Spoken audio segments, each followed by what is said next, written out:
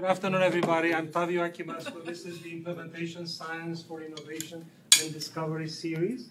I'm very glad to be honoring the promise I made some time ago that at some point we're going to have some practical sessions.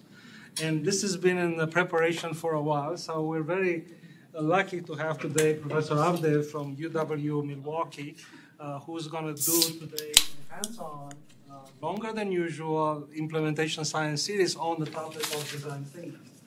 I don't think I'm going to do any more longer introductions here. We'll welcome you. Thank you very much for coming here. And let's just get started. Thank you. Appreciate it. So you probably noticed I have a MCW badge, even though I wear UWM sweatshirt. How can it be? I don't know. Well, I think it's actually a testament to CTSI and other programs we have in Milwaukee, which are collaborative. So for many years, I was part of the Kern Institute, which sunsetted recently.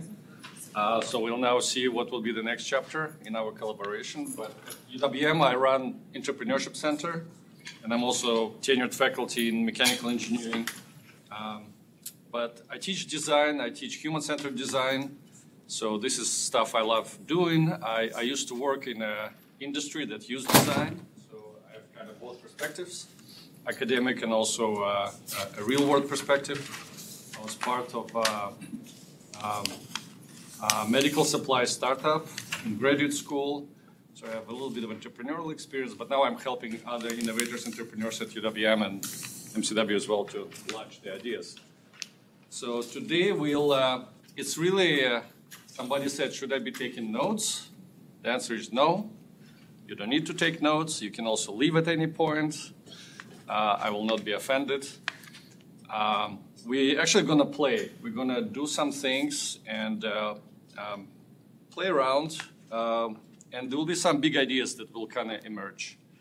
But the overall theme will be design thinking or human-centered design, which is really, like, I don't want to give you a definition of it, because there's no such thing, but it's really a way of looking at the world and the problems and how you solve problems, how you make change, how you tackle big, hairy issues. Healthcare is primed for that type of problems. Like, there's no simple problems in healthcare. So design thinking approach of thinking about it is really, really, really well suited.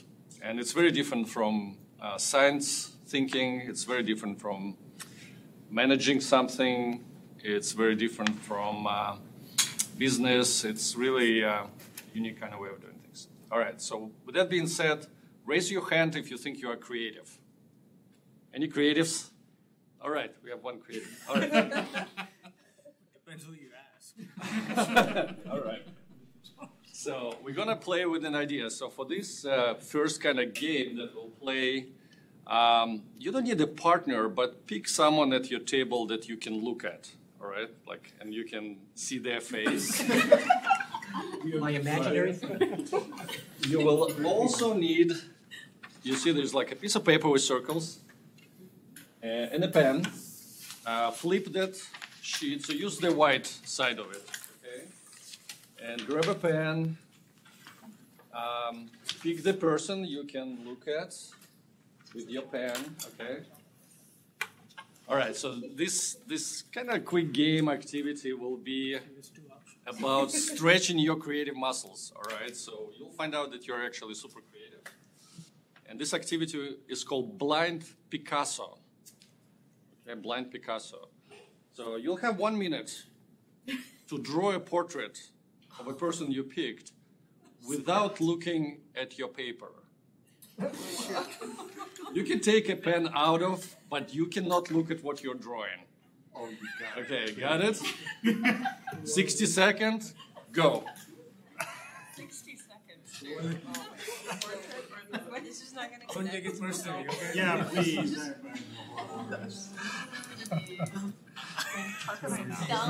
That's very hard. I have to kind of guess where I should. I nailed it. You did. I'm way far away. Yeah. This is fair. That's it? That's it. Yeah. That's it. How much detail you want? That's right. That's creative, I guess, if we didn't leave. That's right. 30 seconds left. Add some final touches. Can peek. Don't peek it there. Maybe add some eyes, some eyebrows. End up in the right place. It's harder to. And time. Now show your creation to you. That's good. Good. I have a ghost. I think you nailed it. Wow. Oh, God. So nice. I'm happy. The features are inside. I was trying to try your necklace. There you are. You hooked it up. I don't know. You got creative. I'm trying to get it. You have good spatial coordination. I don't know. Okay, looks like, so did I change your mind? Do you now believe that you're all creative? No, not yet. I know, it takes a little bit of time. Well, yeah, so creativity is a muscle, right? Same as like being a kind of design thinker or innovator. It's a muscle, really, and we all have it. We just need to exercise it more. It's kind of usually dormant in all of us because we just do a lot of day-to-day stuff that is very like focused on transactions or, you know, making stuff done. So today this will be a space to kind of like forget about all of that stuff and play a little bit. So we need, pardon, I forgot the name. Nazia. Yes. Can we ask you to join someone, to partner up with someone? This next game really requires a partner. So if you can, okay. No more drawing. No more drawing. Yeah, we're done with drawing. So we're actually gonna dive into design. All right, we're gonna redesign something, reimagine something. And that something is, I believe everyone experienced. Everyone been on an airplane? Mm-hmm. Everyone been in the airport? Because I don't know, maybe some of you, fly private. You want to assume? Okay. So everyone kind of been waiting at the airport for whatever reason. So let's expand it a little bit. So waiting at the airport is part of the experience, but maybe let's think about being at the airport as like an experience, right? You can even expand it to like going to the airport or leaving the airport.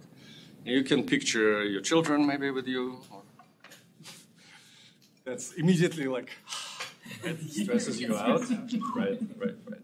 So what we want to do is we're going to reimagine the experience. Designing experience is actually super important for healthcare because most of the stuff that patients are doing, it's experiences, right, of different kinds. So it's not a product, it's not a service, it's kind of like an experience. So we'll play with that. So you will be reimagining airport experience for your partner. Okay, not for yourself, but for your partner. So that's a big idea number one. So forget about your experience. You want to reimagine it for your partner. So what do we need to do first? Embark on that task of reimagining experience for your partner. What do you think? Know a partner. Need a partner? Know the partner. Know the partner, right? Know the experience, right? So we'll start with that. So I'm going to give you a little kind of like a design notebook to guide you through this little game. And the first thing we'll do is you'll get to talk to your partner and find out what kind of experience they had recently, the most memorable one. Okay, so if you open your design book, you'll need a pen for this activity. We're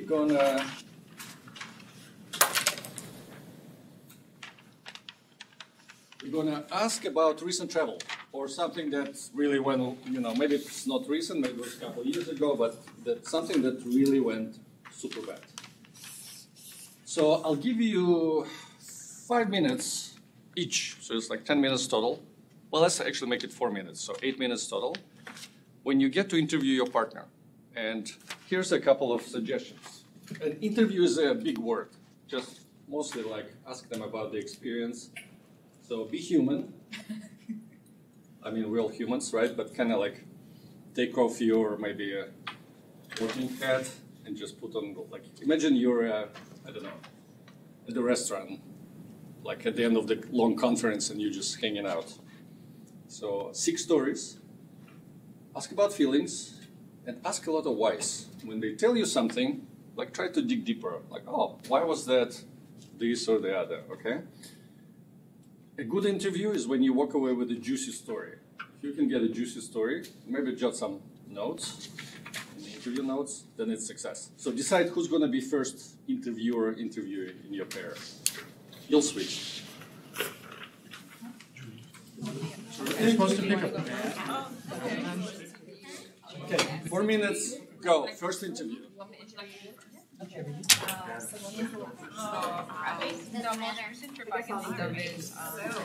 You'll be the interviewer. Oh, you'll interview.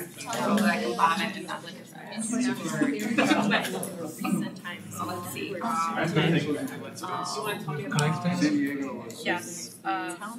Here to sitting over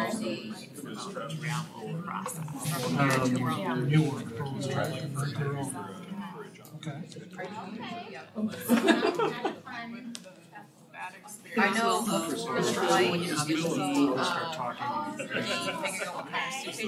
first time I actually got out. one of them got there, they were like, So they moved us to another gate halfway down. Where was the juice? like how, like 2 hours before the flight, or we had to take 4 hours So before they we moved us got down to another gate. Far end, so now we're on one end of the gate. no, drive so early. Is this like General.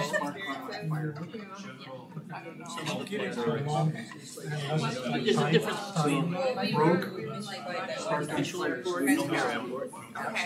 Furthest terminal. And they had to wait for things to come out, so obviously. I was anxious because it only happened one time, and then after that you were like, okay, fair enough. Really don't So like when you travel with other people, do your family arrive at the airport 4 hours as well, or just And drink the grab a drink for you.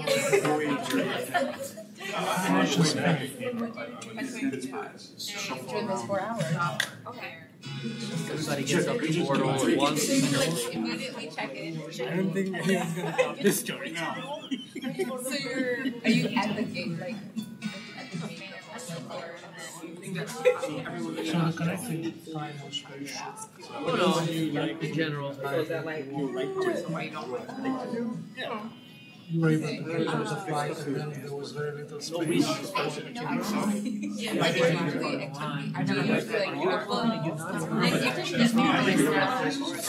while you're waiting by the gate. The act of the travel is being So that was memorable.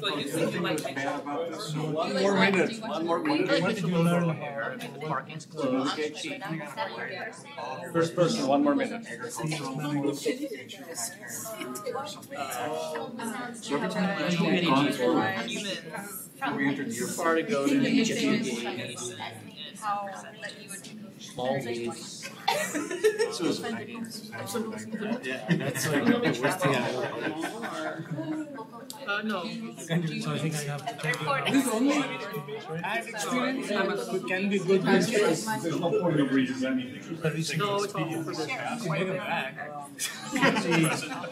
Okay, solving all What's the the real longest problems. flight you've Now we're ever solving the hypothetical. All right, let's switch. Flip your interviews. 4 more minutes. I just went for the night before. Yeah, I mean, more recent. Too many days on. I saw a car that was parked in front of 2 houses. Okay, flip. So I thought, it says on the app that About you, dinner I had a little hair or So I walked to her with a kid. Often I can You just, were driving. you can, but, Said, oh yeah, it's probably something. yeah, I was they just- changed, yeah, they sprinted. So we get into the car, I get into the car. I feel like so I leave by myself and like you actually I'm always running like full speed. As I'm running after them with my luggage, it was like we're chasing. And I had my supply one. And then I heard something and I was just still trying to fix Big it. explosion, so Yeah, kind of anxiety I generated. was tired and I was like, oh, not that I And knew the it. windows were And down. I was like, wait, my So it was very loud. But then, you know what? She was like, are you arriving? And I was like, no. Just 4 minutes away drive, why don't you hitchhike there? Because I'm going to take care of I'm gonna fly the next day at 6 She didn't know how to say that she in, It was really ended the stressful trip. too And I because couldn't ask for another Uber because she didn't end the trip. So, with a suitcase, 5 o'clock in the morning, But unlike you, even that one close to the airport, I was hitchhiking, I was trying to get finally needed somebody stopped. It was a very nice young lady who was also an Uber driver, but she was going to her regular job. now I'm in the phase of the night. Proud, scream into your gate. Oh, And then everybody I asked after that, yes, that's really good. That time, the dark, pitch dark. That's crazy. That's crazy. You was like the same. like in their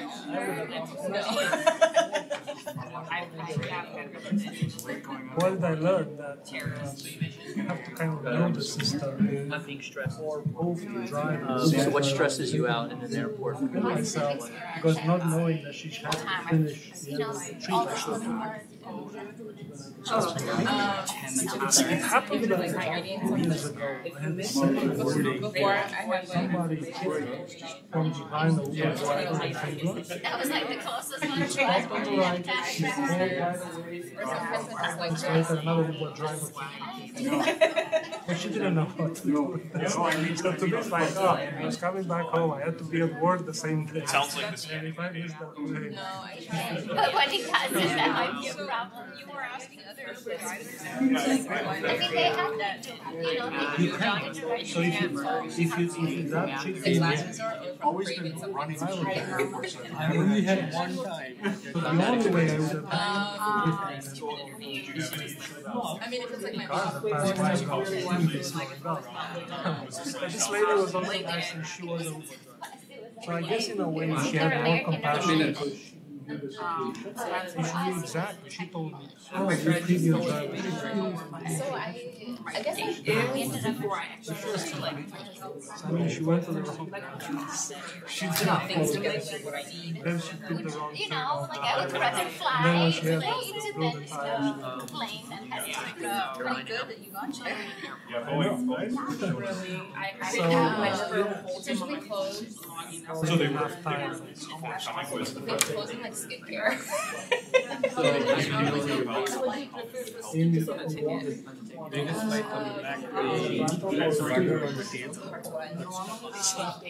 It's a trade-off. I'll make sure I have I'm not connection. Unless you want to use like the People from home are just feeling fine. You know, I'm still Pause. at the gate. That's right. Hopefully there was something interesting and juicy you heard. But it's okay if you didn't hear any juicy stories. Okay. So you have some data. You've collected some data from the person you're designing for. Let's kind of do some, digging deeper and let's draw some insights. So this is individual work. This is not in conversation. That's you. So let's add your point of view into the problem. So try to reply to these 3 prompts on the screen. First is, what's interesting or surprising in a story you heard? Or maybe something telling about the story, your partner. What was important, in your opinion, to your partner? And finally, a question. What do you wonder about? I'll give you a couple of minutes individually. Just write it down.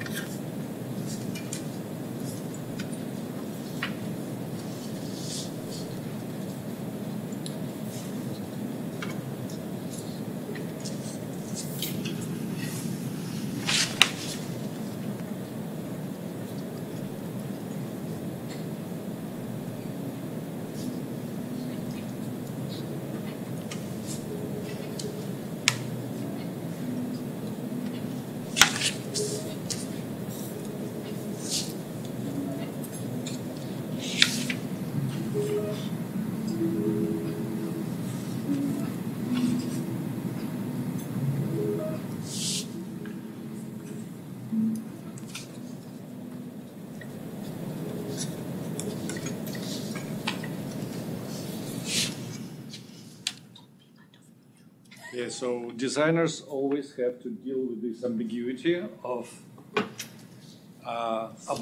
doing abductive reasoning, basically looking at the incomplete data set, something that you noticed, maybe you observed your users, maybe you interviewed them, and then, inferring something and jumping to conclusion. There's no right or wrong answers. There's infinite set of these inferences. It also, you have two designers on the same team looking at the same data. They'll come up with different points of view. So this is the ambiguity of design, and the art of design comes together. So now, let's frame a design problem. Okay, so we started with reimagining airport experience. We collected some data. We kind of looked at it at different points of view. Let's formulate a problem, more specific, concrete problem. So let's do it in the form of a question. How might we help your partner to do something? Okay, so a good how might we question is the one that doesn't have a solution baked into it. So make a how might we question that is kind of like generative. So how to know? Well, you write a question and try to brainstorm 10 ideas to solve this question. If you always come up with the same solution, it means that solution baked into the question, right? So try to make it generative, but ground it into the data. So it's not super speculative, and also not super, how might we make Tavi be happy when he travels? It's a little too broad, right? So a little bit more grounded in the story, but without the solution baked into it. Okay? So I'll give you a couple minutes. Write that question. How might we help your partner to whatever you think they need?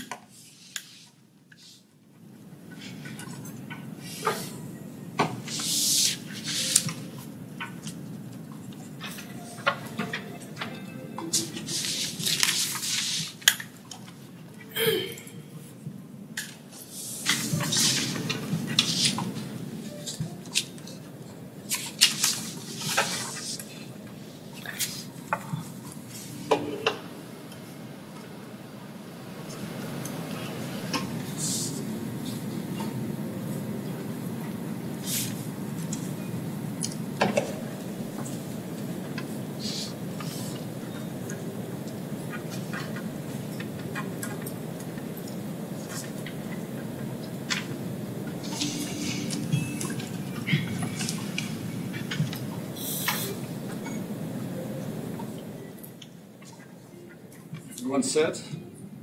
Yeah, finishing up? All right. Okay. So we got a very specific problem. Actually, we have how many? 12 specific problems around the same kind of theme. Well, let's come up with some ideas and solutions for these 12 problems. So we'll do a very mini kind of brainstorm. You have fake post-its drawn in your design worksheet. When you will be brainstorming solutions, one idea per post-it, per square, and just write maybe a couple of words.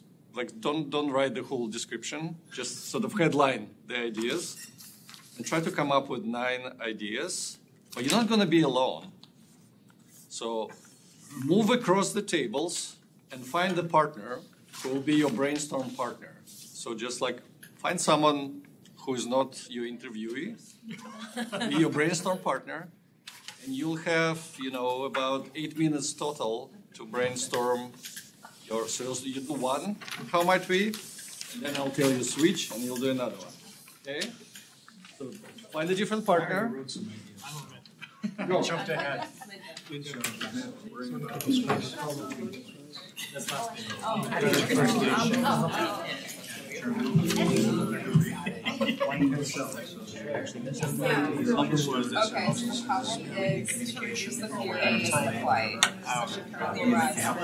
Really worry about time. Prior to to check in. Aren't always in sync. All the way there. Okay. And so they need to sync. So I guess You should get there 11. airline, just trying to say maybe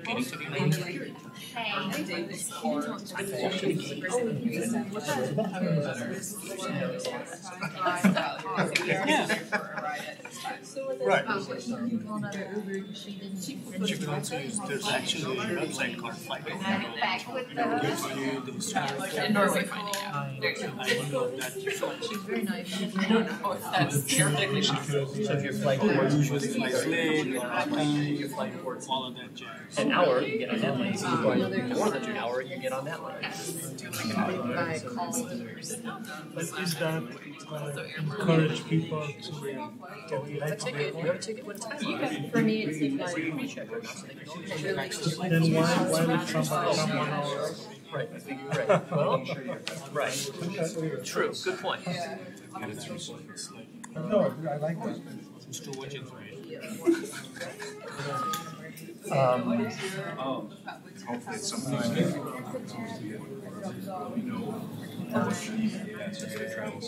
It's kind of like timestamp writing for it. They have it already. It is 3 minutes. 16. not only a reminder, but you have to tell yourself instead of, oh, you need to leave in 15 minutes. There was a spark and it broke into fire. Earlier. You know what I'm saying? So you needed to be there at 2, and you really say, oh, you need to be there at 1:45 instead. I don't know what I think it was to say something about the Or just Packing your candy worse. I think what I'm getting is you also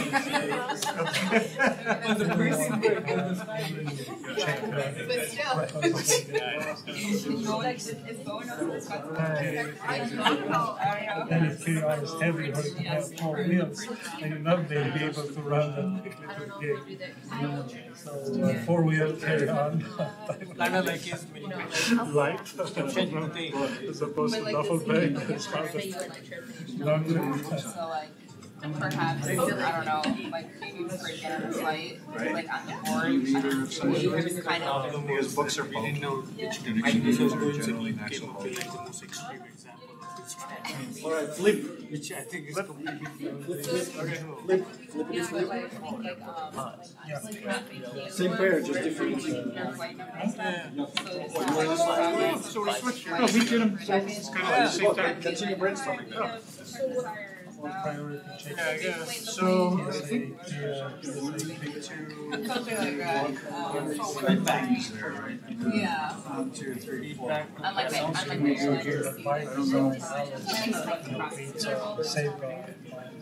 Maybe PSA to check.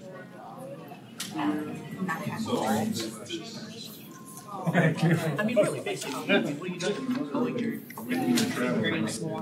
Communication methods. why not do that for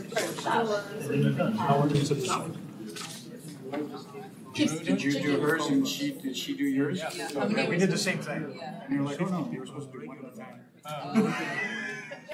We were really efficient. He's a computer man. But you just need to come up with one. Well, we documented all in one box. Oh, okay. I see what you mean. She's like, it's easier if I put somebody up top and they could have Take some of the maybe that's part of what's adding to it. actually helps discover that she has true security. Dude, the example you gave me, like, nothing you can do. Like, I don't know what. You wanted something nasty, I gave you one. I'm telling you, for you, I'm saying drink alcohol. I try every time.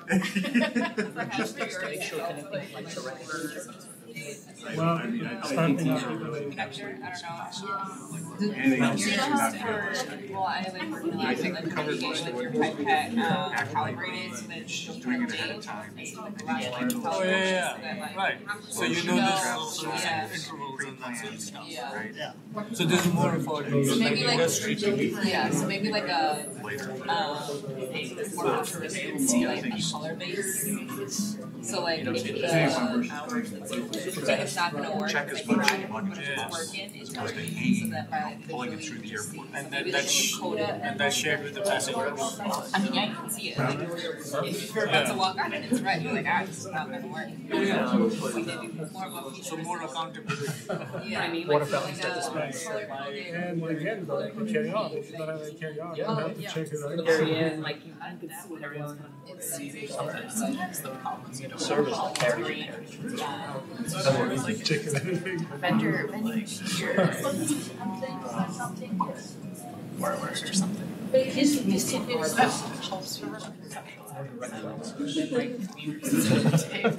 on domestic flights, yeah, domestic flights, so it's US based, so as opposed to international. He's going back to India, he said he's never had a problem.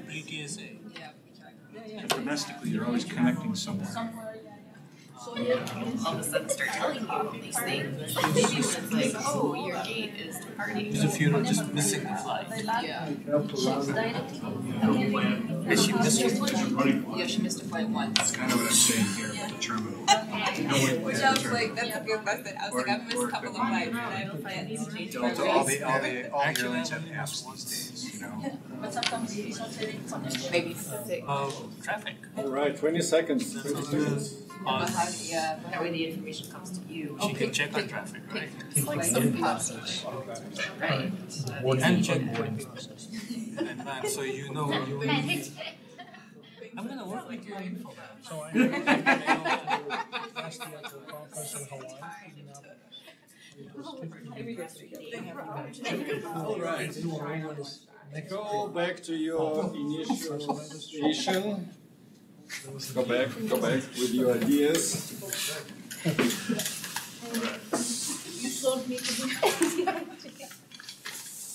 Hopefully there's one idea that you like. Pick one that you like. Better yet, pick one that you think will delight your partner the most. The most delightful idea. Don't worry about if it's feasible, don't worry if it's viable, doesn't matter. You think it will delight your... Okay. So now, I want you to bring this idea to life in the form of a little tiny kind of napkin-sized cake. There's a box there that's about the napkin size. So you're at the restaurant, you're waiting for your appetizers, and just this idea just came to your mind, and you have 2 minutes to sketch it out. And you're all artists now, as you know. Can you do it blindly? Go. No, you can look. So draw your idea, sketch it out. Go. Are we sketching on the... You can sketch on a napkin if you want. Oh. Yeah, I haven't realized we have napkins yet.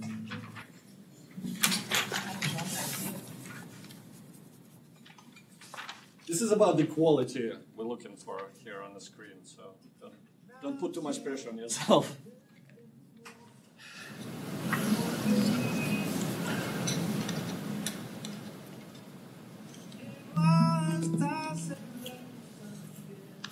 You're on the coast of Spain, outdoor patio, drinking sangria, you're on vacation. There you go.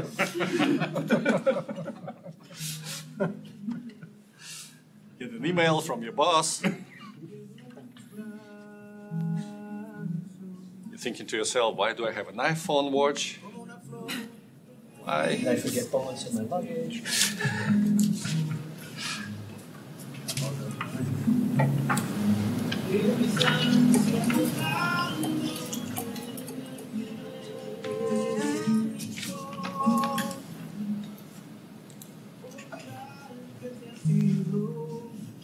Si mañana tú volvieras,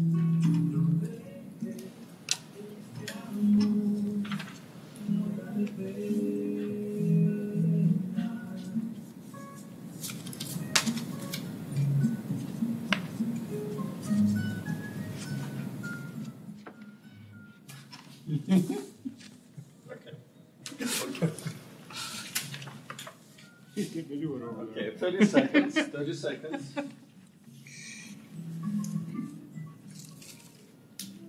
Time is a very important constraint in design. Helps. Be more creative.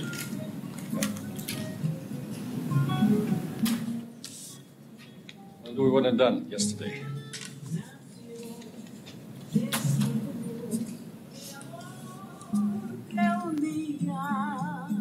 Put some final touches.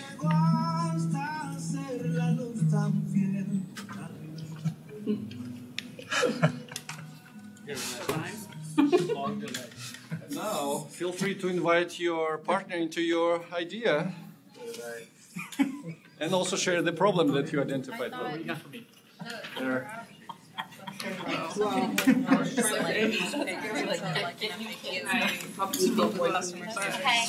And then arrows going both ways. and a lot of them were being like a reservation one that I went with. Latest delayed brisket, book new.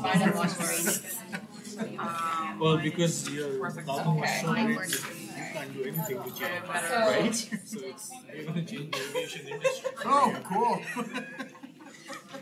So her idea was that passenger share already goes to Relieve the anxiety of travel.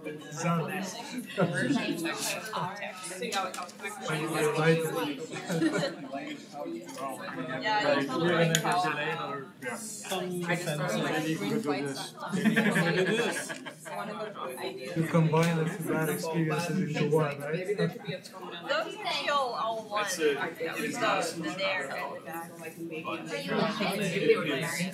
It's a fun intersection of, right? One of the things that I didn't like After was September, one of the things that actually brought comfort to the $150. That's a nice.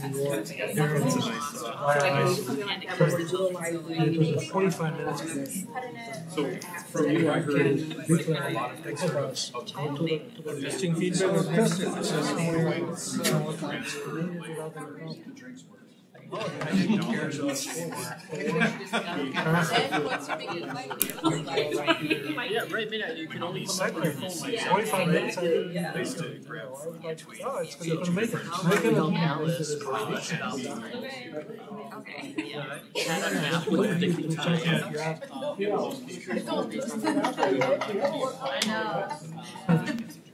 They only can do like now. TSA clear. Layovers where they're like each 30 minutes. So the solution I went with smaller airport airports. auto was designed You're like, you don't have where you come in.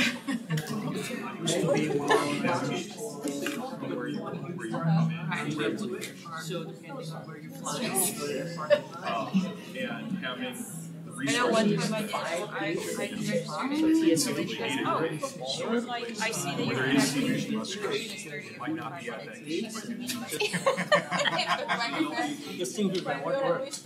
You like getting things right. So you don't go through the whole airport. Would be include Instead of rolling the dice. other ideas. So last year they did find a conference.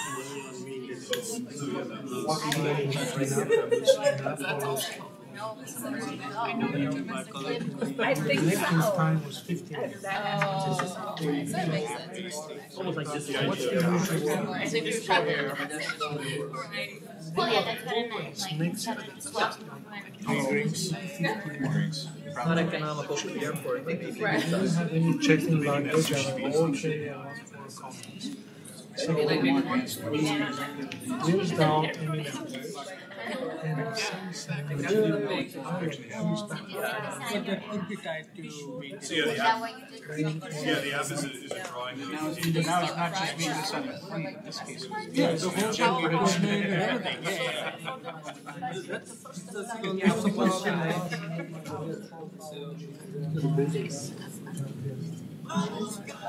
So I was like, I have 50 minutes. I know it's the next day there, but I'm not going to make it. And I made it. I was like the last one who checked in on the phone on the flight. Right. Well, raise your hand if you're not delighted by what your partner designed for you. Oh, okay, everyone's delighted. Great. I'll say more. So the problem was, well, the question was to try to develop a solution to reduce the fear of missing a flight. Reduce the fear of missing flight. Oh, Yes. that's a real problem. Yes. I have it. So the prototype that I sketched for the solution was to have this like website, which I just randomly named Green Flights. Green flights, yeah. You could pick a flight based on like the predicted traffic Okay. on the day that you're traveling to the airport. Okay. And so perhaps you just pick a time when you can visually see that, okay, there's not going to be that much traffic. Right. So therefore I can. Yeah. So I presented the solution and she said I wouldn't trust it. Because what if there's a car accident on the day, which I was like, fair enough. Yeah. Excellent point. Seems like a great idea, right? Yeah. But then you talk to the person you're designing for, and it's like, oh, not so much. What about here? Were you delighted? Yeah, he suggested I drink more, so I'm delighted. So the solution was drink more. And what could be improved is stiffer drinks. We got that. Yeah. No, at this point, everything goes. All right. So let's. Anyone else wants to share? By the way, the moments of delight. Yeah. I love Kelly's solution. So What was the problem and what was the So, solution? two problems. One, my naughty children, and this won't surprise you because you've seen them around Blue Bar. My kids took off. They wanted to go on the airplane. They were upset. They couldn't come with me to a conference.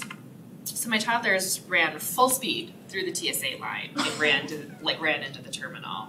As this daddy and I are running full speed behind them. They got through. Everybody was like trying to catch them. And they got mass chaos. They got all the way through, and then they looped around and like came back, and I tackled them like poster tubes and all at the top of my toddlers. And then my sister also got lost in the international terminal. She somehow like got out, and I had her ID and her passport, like everything, her ticket, and she was out, and she like broke down crying, and the security guard found her and brought her back to me. But children get lost, and children also escape. They're really naughty, and so her solution was make more like play areas for kids, like areas that would attract children, like more like the little playground things that they have, because kids will flock there. Or if you need to depart, you can depart there, right? They'll stay. They want to stay and play, and then they're not going to chase you into the terminal, try to get on the plane with you. I was like, that's really good. And then lost kids are just naturally going to gravitate there. They're going to go to the playground. So it's like a child magnet. I loved it. I thought it was a fantastic idea. What about the leash? Leash. That was for some different. That was a simple, elegant solution. It's even more simple and more elegant. Well, I think Since we are in academia, we overcomplicate. So we should plant our kids with chips. Or alcohol. Or stiffer drinks. I think it's a difference between like a macro solution and a micro solution, because like a leash, that puts the responsibility on the individual, and the play area is more of a systems level solution. So I guess it brings up an interesting point. Who owns the problem, right? If the airport owns the problem, they will invest into building a playground. If a parent owns the problem, then they would buy a leash. So that is actually in a lot of things we do in helping our faculty launch their technology into like finding the person who owns the problem is the most difficult thing, especially if you're doing business to business kind of thing, which most of us do.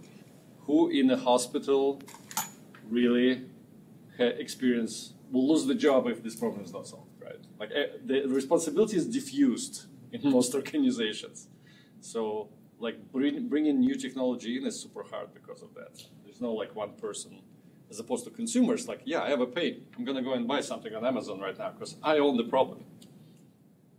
So, all right, let's just do a quick unpack of what we just did. So these are the kind of the building blocks of design thinking. So it starts with, we did a low resolution kind of prototype, but if you're designing something serious, it pretty much you're doing the same thing, just a little bit more resolution, more detail. Empathy, it always starts with understanding the problem and the person who owns the problem, like that piece. And in design, it takes most of the time. So, this is like 90% of the time is to figuring out what people really need.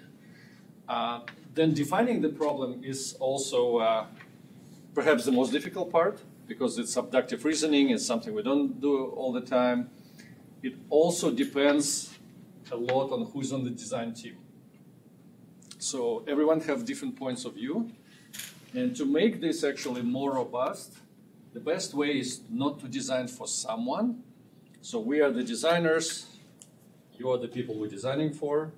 But the best way is to actually invite people you're designing for into your design team. So they provide their point of view. That usually leads to better designs, and we don't need to redesign. Or we do the testing and we realize, well, no, it's not going to work. Right? Like what you just experienced here. Ideation, prototyping, and testing is usually lumped into one activity. It's basically, you need to get into the, what we call idea flow. The good ideas are not the first 10, 100. It's usually measured in thousands. Like there was a study done, like for any product that you see, it takes about 2,000 ideas / prototypes to go from, like we need to create a speaker to the product. So you need to really like accelerate, and what we'll do after this break is I'll give you some tools how to become idea generating machines and how to like go from one idea to 1,000 ideas in like a very, very short period of time. So, but then you need to bring these ideas to the world quickly. So picking a good idea is absolutely fruitless activity. You can like create these beautiful Venn diagrams on the whiteboard and move post-its around. That's not going to help you. Like the best way is to throw the ideas into the world, create experiments where you can actually learn as much about how this idea will either solve the problem or is it solving the right problem, and use that data as opposed to as a team try to pick an idea. So testing, prototyping, ideation, it's all one kind of mix. And also you experience two modes of thinking, the convergent and divergent thinking. When you're brainstorming or when you're listening to a story, your brain is going into divergent mode. A lot of different parts of your brain activated. When you formulating how might we question, or when you're drawing on a napkin, you usually converge. So you usually go into more convergent mode. It's very interesting to see on the teams how different people, if they are out of sync, there's some weird conflict that you cannot put your finger on.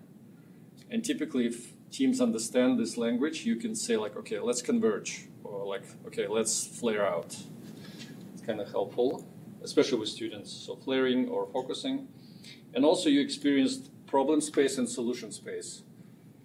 Again, sometimes as a team we use this language when we say, okay, we need to go back to the problem space because we are not solving the right problem.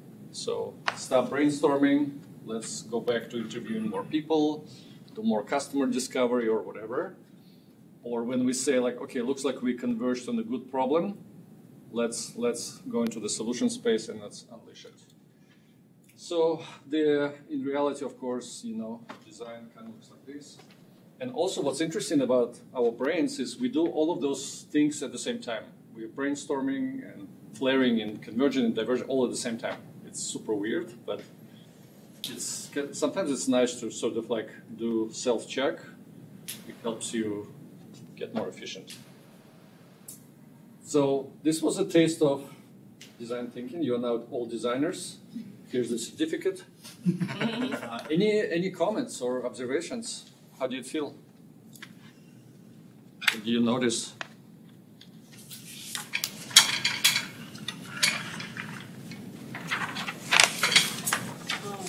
I think there's a pressure taken off for being subject or overthinking,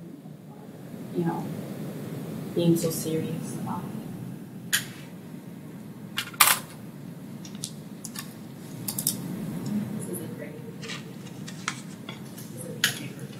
Mm-hmm. Well, it's kind of silly prompt. Well, the stakes are kind of low in the prompt. But we noticed that if you, with the more serious prompts, and I'll show you an example of like we use this for the mobile playing design. With the more serious prompts, if you trust the process finds a way to get you to the really, really good solution. But getting there feels extremely ambiguous and awkward and you have to really like help yourself to become comfortable in that state. So it's very different from our typical state of executing a project or research where we sort of like everything is deterministic more or less. Well, research not so much, but at least you know how the methods, what to do. And eventually you become really comfortable with this. That the playfulness of it, by the way, has also important. It's not. We try to be playful when we design real things for reasons that it opens up the space of ideas. So, like the kids are very creative, right? If you look at the children, anyone has seen those? Like their imagination is unbelievable, right? You give them a box and they can play with the box forever. But if you give them a toy with one function, they get bored with it, right? So play kind of unlocks your inner child. It's still there, but it's kind of been suppressed by our education system. But unleashing it kind of allows you to be very imaginative and creative. I think you hit a really good point where the more experience that you've had, the more in a box you are. Yeah. And getting out of that box is difficult. Correct. Yeah. And actually, another lever you can use is to have novices on your team. So mixing experts and novices. Novices ask silly questions, but you need to create an environment where silly questions can be asked, right? But then it forces you to question assumptions. Like you really live, like you take so many things for granted, and sometimes like getting out of that autopilot is like, oh, wait a second, why are we actually doing it this way? It's really not the best way of doing it. How else can we do it? And try fast or try often and fail fast? So there's no failing actually. That expression I think applies to startups, where you can actually like have investments and you failed and somebody loses money. But when you're designing, even if you're designing a business model or if you're designing your solution, if you frame it as learning, what you're doing is learning. You're learning about the problem, you're learning about the solution, then there's no failure. Because learning is learning. How do you sell that to like an investor though? Well, don't take other people's money. Or a funding agency, right? Yeah. Funding agency is great. It's grants. That was going to be my question. I like the process. Is it based on a model that can be referenced? Oh, of course. I'll brought a few books. Okay, because for the grant that I'm trying to write, that's exactly what I'm doing. I'm designing a care pathway in collaboration with the families and the patients, so it's co-design.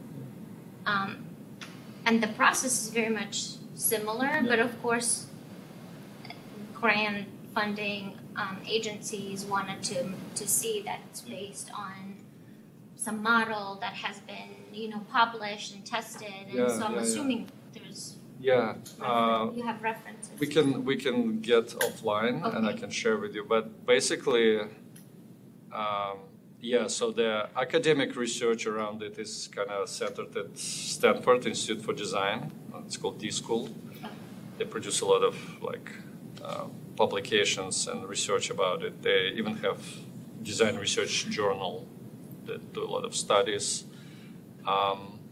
So you can find academic references there in terms of like case studies. So there's a great book I brought called Health Design Thinking. You can just browse. It has examples of how it was used in healthcare.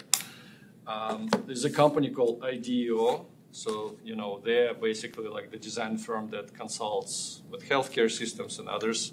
So they came up with this toolkit based on their experience. So you can see some examples here as well of design methods and how they're used. So there's a huge community of practice, how design is used in real world, as well as research on it. Yeah, it's been for the last 30, 40 years, been studied quite a bit.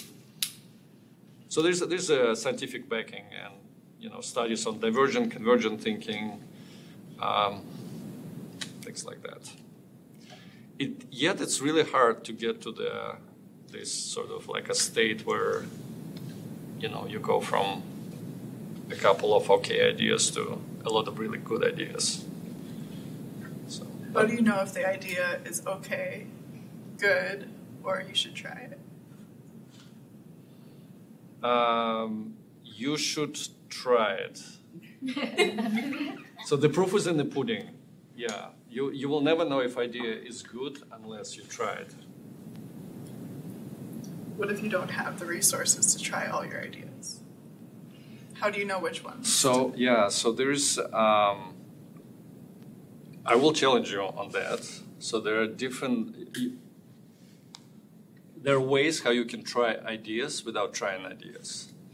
So we talk about low resolution prototyping. An idea is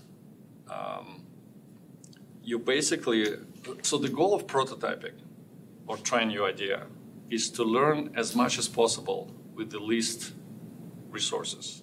That's the goal. So your objective function is maximize learning. So if you set your objective function as maximize learning, not to produce a version of your idea that looks like a final idea, but how do you maximize learning? Then you can prototype just a tiny element of it. So I'll give you an example. Let's say you are designing a campus landscaping here at MCW. There's a new building coming up, and you want to design the landscaping. And you need to put a sidewalk somewhere, or crosswalk, right? And you're thinking where to put it. How would you prototype where to put it? It's very expensive to put a sidewalk, and you don't want to redo it, right? Once you did it, how would you design it? On the computer? Okay, it's cheaper. How else? How else would you do? Like, where would you put a crosswalk? Survey.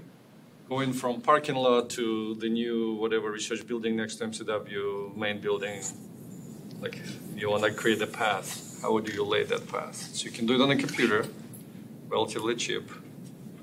How else can you? You can take some like traffic cones and kind of create a path. You can use traffic cones. Sometimes you see it on the streets, those like a temporary cones. It's how they test the traffic. You can also just seed the grass everywhere and see where the pathway is, where the students walk. And then you put the pavement there.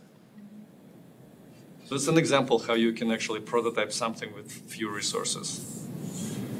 And I have a few more examples. In our lesson here, we had like different ideas. We put out there like 5 or 6 different ideas.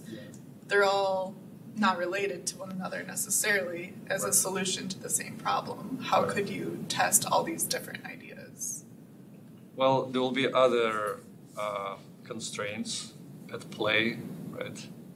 So there will be like a budget constraint, there'll be probably some resource constraint, time constraint that will help you narrow it down a little bit. So you can prototype, you come up with 1,000 ideas, you're not going to prototype all 1,000 of them. You'll have to narrow it down to a fraction. But even within those constraints, there will be like, oh, we can go this route and we can go this route. So you have to test them all.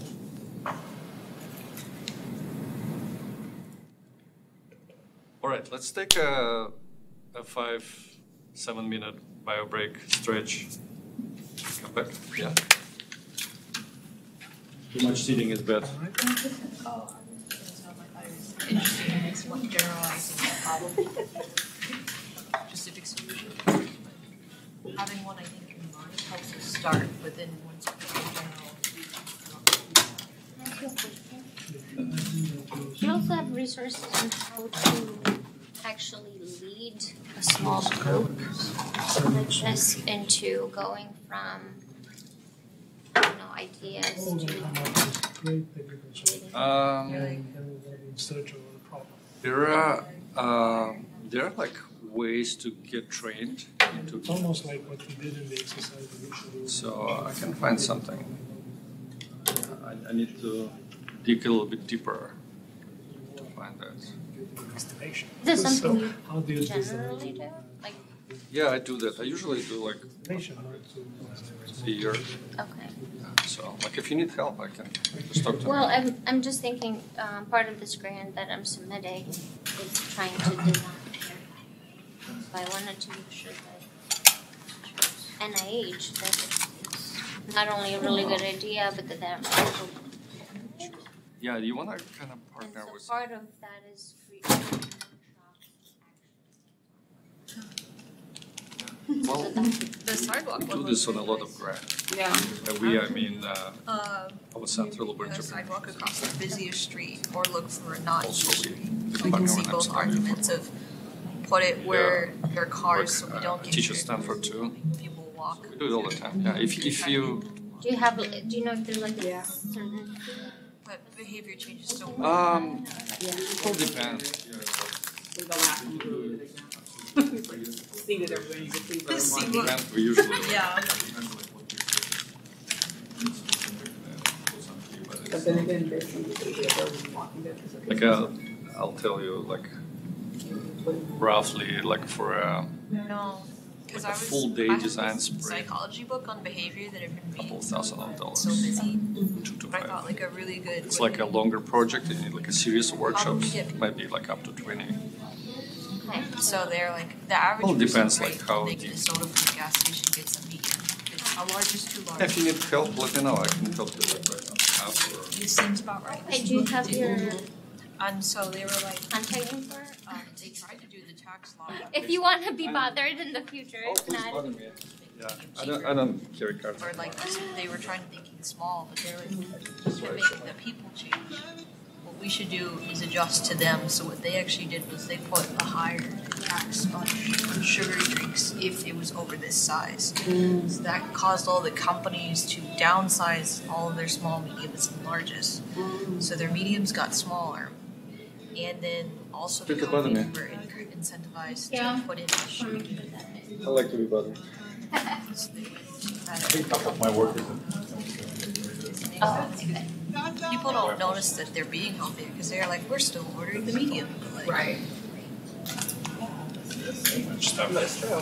Sometimes it's weird, because sometimes it's like, they're gonna choose behavior and options that they have.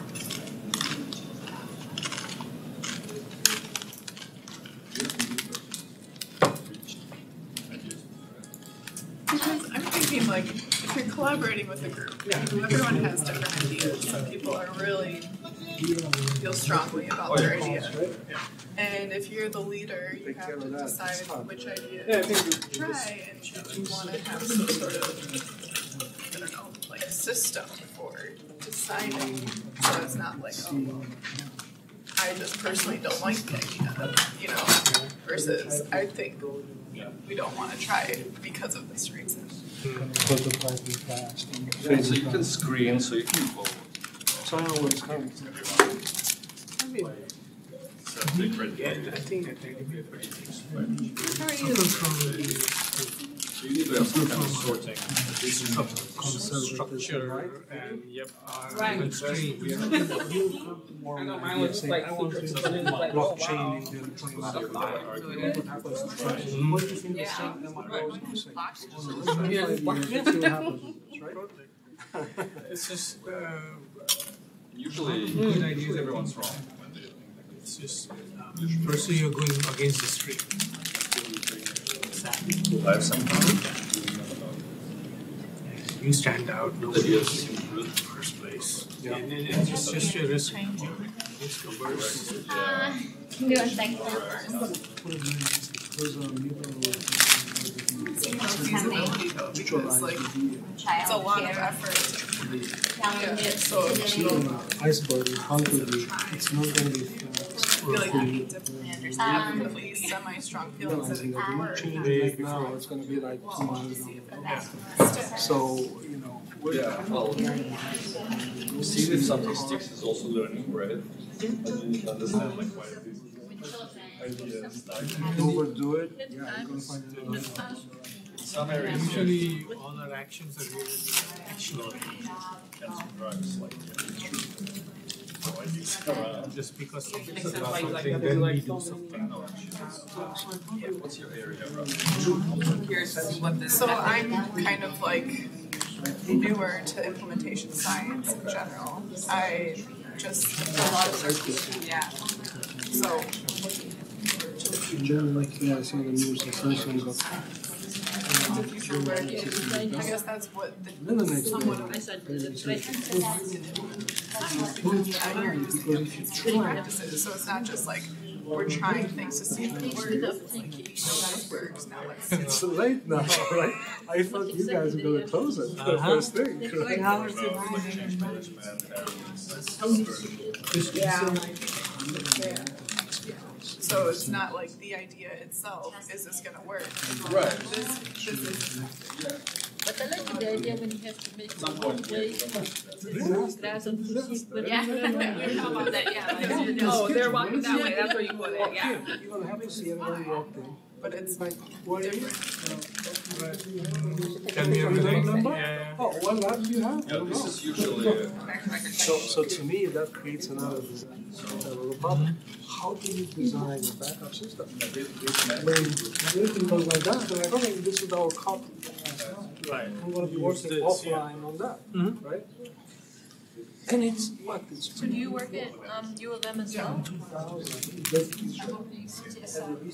interesting. Like that. Oh, I think They resignation. paralyzed the first electromagnetic record in the country for 3 days. Okay.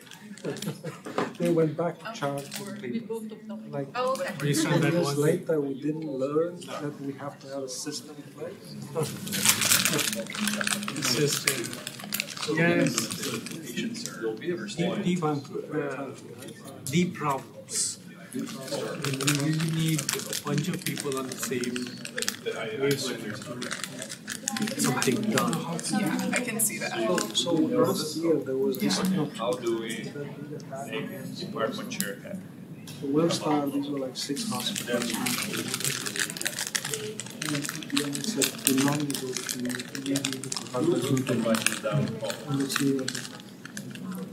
Yeah, that feels a lot more they easy. didn't get it, they're not paying it. Versus like we have this big problem, let's just try to create And the other one is serious. Usually shouldn't have Right? How do you see any patient? because that's what I was kind of saying. Like all of our ideas were so different. It was the 4th largest. It's just like It's also, I think, they would never a invest crisis to crisis. 20 different solutions. It's like once the crisis is over, go back to normal. Oh, this is a whole other toolbox. And then something else happens. Last year, our division.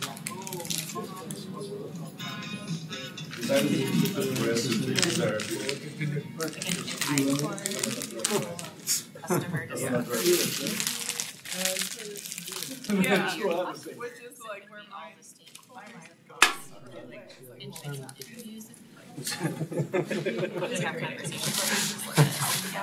Yeah, but the thing is, when you use problem,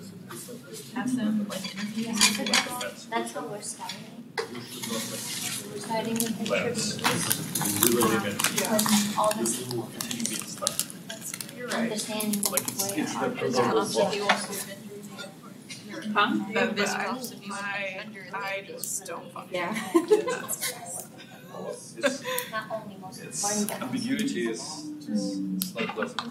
That's why like I was saying my husband's a good partner for me because he has a lot of big ideas that I would not ever consider. But you know what? You actually over time you learn to become comfortable. I love the idea.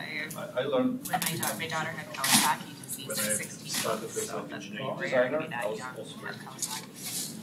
Where? My mother, she never. I work as administrative coordinator for the It's kitchen. not. This is not ordinary. just over the years when I realized that the logistics division. Yeah, it is. Now I Just everything that my mom. I know that I'll get comfortable for a period of time, but I know I'm going to converge to something. Not a normal illness, and so finally. But when you just study, you don't trust it. And then they were like, we think it's measles. It's an important job, Center but over I also here. imagine a very stressful And it depends who your thought partners are. As an 18, I mean, it's It took 6 a hours. welcome for 6 do you hours. have wrong people around you? She was poked Yeah. for or 6. Dead on arrival. 6, yeah. So that's an Anyone with- interesting component too. It's like care and The biggest concept for the team, you need to have a psychological safety. But it would be nice to see everything So finally, I they think. found which are the Yeah. best teams. And it's What like- is the psychological safety, the most performance. one of my Well, like with fellows. most things, like never in with all the best. Reiterate things that. Oh, the pokers, all the best pokers in the hospital came. Figured it out during the So it was like what? So she got her. Multiple times. A week ago. Like how it's working. Yeah. It's like she had a strong focus on that. We assume the IV is the default Here, that that's comes good. into mind. So we discussed earlier, something's in my mailbox. Yeah. Exactly. Yes. So So maybe the IV. When's the graduation ceremony? Friday. Oh, sorry. We actually are going to be at graduation ceremony. I don't know. They're having it there. Yeah. Because I remember when we sit. I think it's Yeah. yeah. Can't do chips without napkins. It's more privacy. They just needed a bigger space than what we have. Okay. It's a lot of people because there's over 200 Your medical idea. students and there's all the graduates. All the best luck with this grant.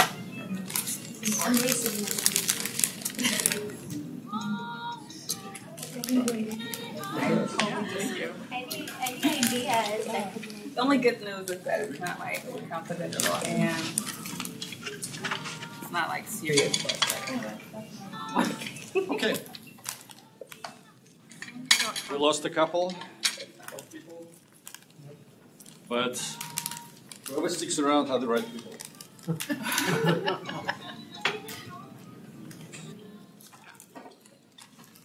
By the way, I'll just throw this and you can rotate and look at these books. There's so much written about design, but I like to curate what I read or my students read. Some good stuff there. All right, so let me just do a very quick, before we jump into some we call them creativity drills, kind of like basketball players. Anybody watches basketball? Yep. Sometimes you, like before the game, like the players do some weird things. They would be like bouncing tennis balls or, you know, dribble 2 balls, right? Like they never do it at the game. Like, why are they doing these things? So this is some things that where they isolate certain muscles or isolate certain abilities. So we'll do a couple of those things that will turn you into, as I call it, idea generating machines. Actually, I didn't coin that term. Coined by my colleagues at University of Maryland, but I like it. So I think that I want to share with you this big idea that Tavi is holding that book that you can actually read more about it. But when it comes to like solving really wicked problems or tough problems, it's really not about how how many experts you have on the team or how talented the team is, or it's really about only one thing: is can you generate, how fast you can generate ideas. So the idea flow rate, so how many ideas per period of time you can generate is the only metric that's really important. And this book written by 2 people that I know personally, they work at Stanford. One of them used to work in Patagonia, was like a VP of Patagonia, and then he became CEO of Timbuktu, if you know, like backpacks, Timbuktu backpacks. Actually, I have one right here. Very functional. Very functional, yeah. So they kind of they've been studying this whole idea, but in the real world, in like a product design world, and they really narrow it down to like the only thing that matters, the only metrics that matters is how quickly you can generate idea and test them, like this flow. So most companies, like, they can generate ideas, but they don't test them. They sort of like put them in the parking lot and look at them, nothing happens. So So that's not good. Or some companies don't even generate ideas. It's kind of like the leader would come up with something and say like, do it, and they do it. So I'll give you a couple of examples. So Sir Dyson, James Dyson, I believe his name, the inventor of the Dyson vacuum cleaner. It took him that many prototypes before the vacuum suction, that the cyclone suction actually worked. So 5,000 prototypes before it worked. So there's a power in numbers. There's like really no shortcuts to great thing. But then you wonder, like, we don't have time to do all of this, right? We need to implement this. So here's another big idea, the power of tiny gains. So let's say you invested into a tiny experiment every day of the year. If you are right, if you're gaining every time, if you're learning something on your experiment every day by 1%, this is your gain. But if you lose, you only lose just a little bit. So there's unproportional potential for gains if you do little improvements every day versus the losses. So this is just a simple math. And it's not intuitive at all, right? You kind of think that your gains and losses are the same, but they're not. So trying a lot of ideas a little bit, but consistently every day leads to this compounding kind of effect. Just like investment, right? The compounding effect, it's really like you need to have a lot of cycles. That's why it's hard to create generational wealth from scratch. Like there's not enough cycles in your lifetime to create a lot of wealth, right? Like if your parents and grandparents and great-grandparents did these cycles, the wealth suddenly like.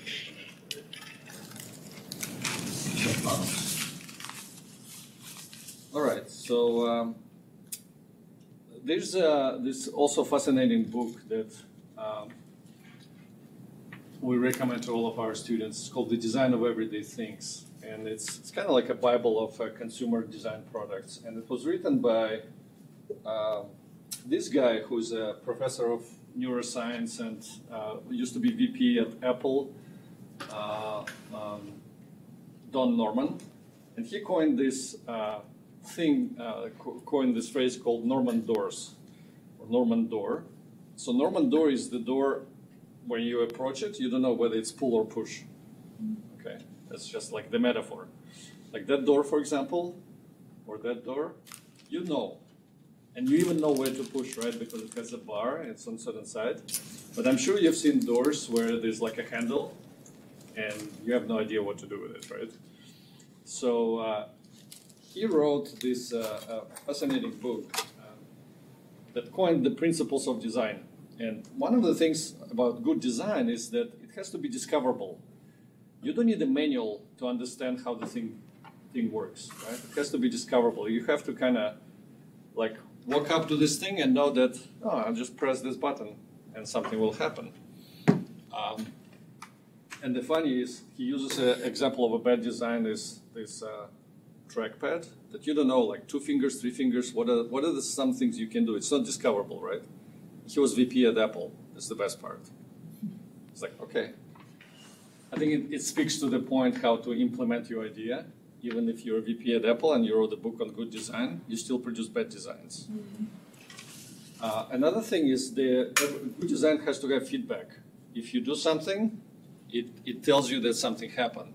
You know, like you click a stapler, like there's something happens. Because a lot of things you do and you don't know if it happens or didn't happen. So discoverability, feedback, these are like a fundamental things of design. We're going to skip this Norman door exercise. So another big idea I wanted to share with you is, when do you apply design thinking? Like, is every problem a hammer, a nail? So you have a hammer now, design thinking. Is every problem a nail? And I would argue that not every problem needs design thinking. So if it's a task, you don't need to use design thinking. So what is a problem versus a task? Well, the problem is something that no matter how hard how many resources you throw at it, you still cannot solve it. That's a problem. So if you can solve it by resources, if you can solve it by just working harder, then it's a task. Okay? It doesn't require anything new or creative. You just need to do it better than you're doing it now. But if you wake up in the middle of the night, if like really nothing works, it's a problem. And the problem requires an idea. So to get an idea, that's the whole toolbox of design and human-centered design is to uncover this idea. So that's number one. So if you're implementing something, you know you can solve it, don't worry about brainstorming or anything, just work on it. Another interesting thing I wanted to share with you is this framing of the problem, right? So how might we question that you had? So you heard something. So this is discovered needs. You heard a story about the airport, and you perceive that the problem is this sketch thing, right? So you get a lot of data, and then you have to decide. So you know, there's a lost luggage. There has been nervous of missing the flight. There is something else, children, right? Like which problem you solve? Like that. Back to your question. So you can focus on one problem, you can focus the scope, or you can like look at the cluster of priorities. So these are the things that kind of go beyond design thinking. This have to do with kind of organizational constraints, you know, and priorities of your organization and what is important. Are you working for the airport or are you working for the parents? Like who will be using your product, right? Are you just addressing the leash or you're addressing the playground? Because playground will address many other things, while the leash will just focus on this one particular issue. So again, a lot of different things. So let me give you an example. So there are some heuristics that you can use to in framing the problem. And this is like just an interesting case study in the same problem in the airport. So let's say we are all on the design team, and someone brought us this piece of data that a harried mother of 2 was rushing through the airport only to wait for hours at the gate, right? And then she needs to entertain her children, those annoying little brats, irritate, frustrated passengers, right? So this is our sort of like, okay, here we are. This is our data. So how do we frame the problem, right? So I'll show you a couple of heuristics that will lead to completely different problems, which will lead to completely different solutions. So one heuristic we can use is we can amplify the good. How might we use the kids' energy to entertain fellow passengers? Right, so let's look at the good in this situation. Or we can remove the bad. How might we separate the kids from fellow passengers? We can explore the opposite. How might we make the wait the most exciting part of the trip? We can question assumptions. How might we entirely remove wait time at the airport? Like we assume that there's a wait, right? But why? We can identify some unexpected resources. What if we leverage the fellow passengers to share the load? I mean, immediately you start thinking like, oh yeah, get paid, you know, it's like an Uber, you know, I'm entertaining your kid, I'm getting paid for it. Or maybe we'll use an analogy. How might we make the airport like a spa, like a playground? We can also play against the challenge. How will we make airport the place that kids wants to go? We can change the status quo. How might we make playful loud kids less annoying? We can break down the point of view. How might we entertain kids? How might we slow a mom down? So like take the problem and separate it into 2 problems. So just a couple of heuristics you can use and you come up with very different problems. Right? We haven't even explored the space of solutions where there's thousands of ideas. This is just how we like framing the problem.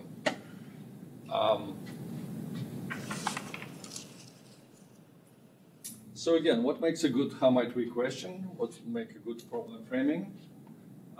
It has to be grounded in data. It has to be generative, so it allows for possibilities of solutions. And it has to be a leap. So it has to be something that as a design team, you kind of notice that it's not obvious. Because the real problems, they're typically a little bit below the ground, right? So what we see is sometimes not a problem, it's just like a symptom of a problem. So the problem, the real problem, I don't know why I'm explaining it to the doctors. It's like obvious, right? Like the real problem is not what's sometimes presented as a symptom. So that leap inference is very important. Okay. So I promised you some drills. Let's do some drills. All right, so for the next drill, we will use, I'm gonna give you, oh, you guys have these, okay. And you use them for that. Let me give you a new set. We didn't use I know, we'll use those circles for something later. I wanna give you another piece. So use the blank one. If you have like extra, feel free. Do you guys have extras? You can flip and. So basically, find a blank piece of paper. Anybody needs a blank piece of paper? Oh, I have more. I have more of this circle. Paper there if you need. Oh, that's fine. I can just use this circle. Yeah. Anybody need? Okay, so we'll start with kind of like unlock your brainstorming or train your brainstorming muscle. You'll need a pen and a piece of paper. We're going to play a game called Brain Spin. And it was created actually, I have a deck in my office. It was created by our colleagues at University of Maryland. It's a quick way to kind of stretch out your brainstorming muscle. So I'm going to show you a simple sketch on the next slide. And I want you to list any possible idea, kind of like what you can do with that thing. Like, or what is it? What can it be? So here's the rule. I want you to go for quantity. Okay? So go for as many ideas as you can. This is going to be solo. So don't really go for weirdness, you know. Don't try to edit yourself.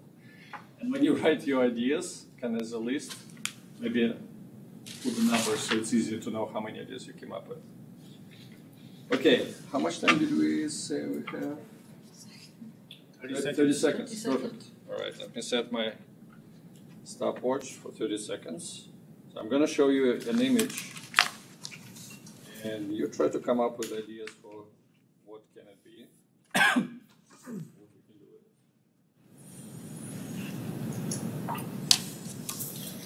it. Ready? Set, go.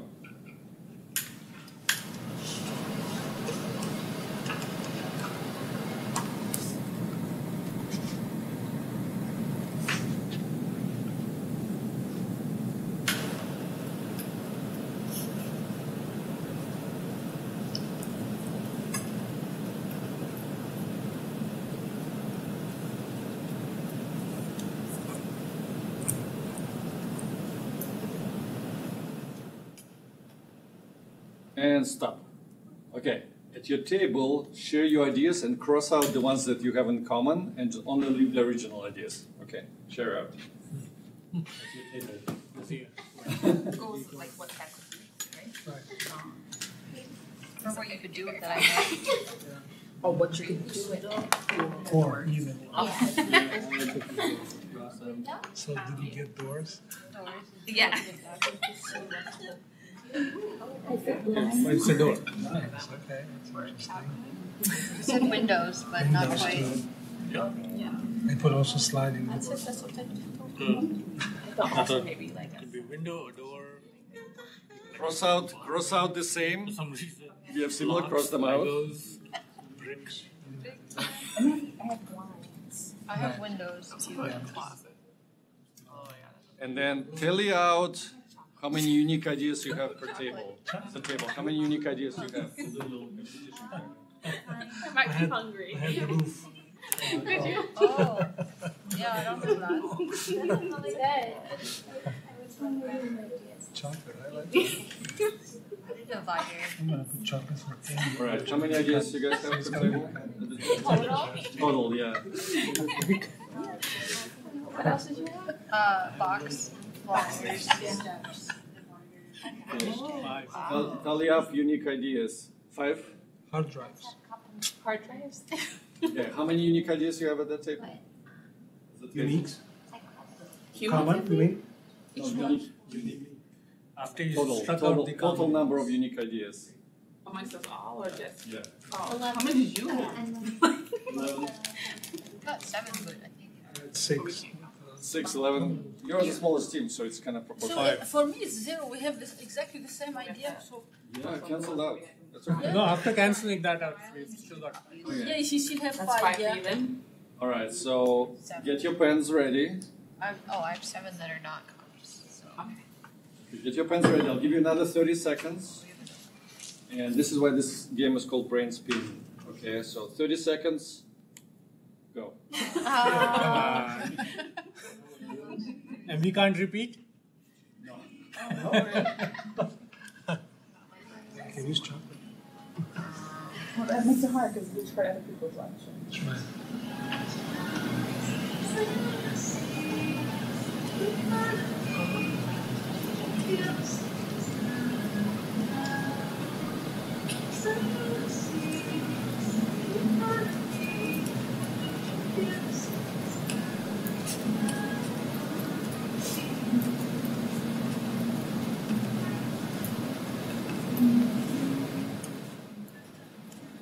And stop. Okay, now share out.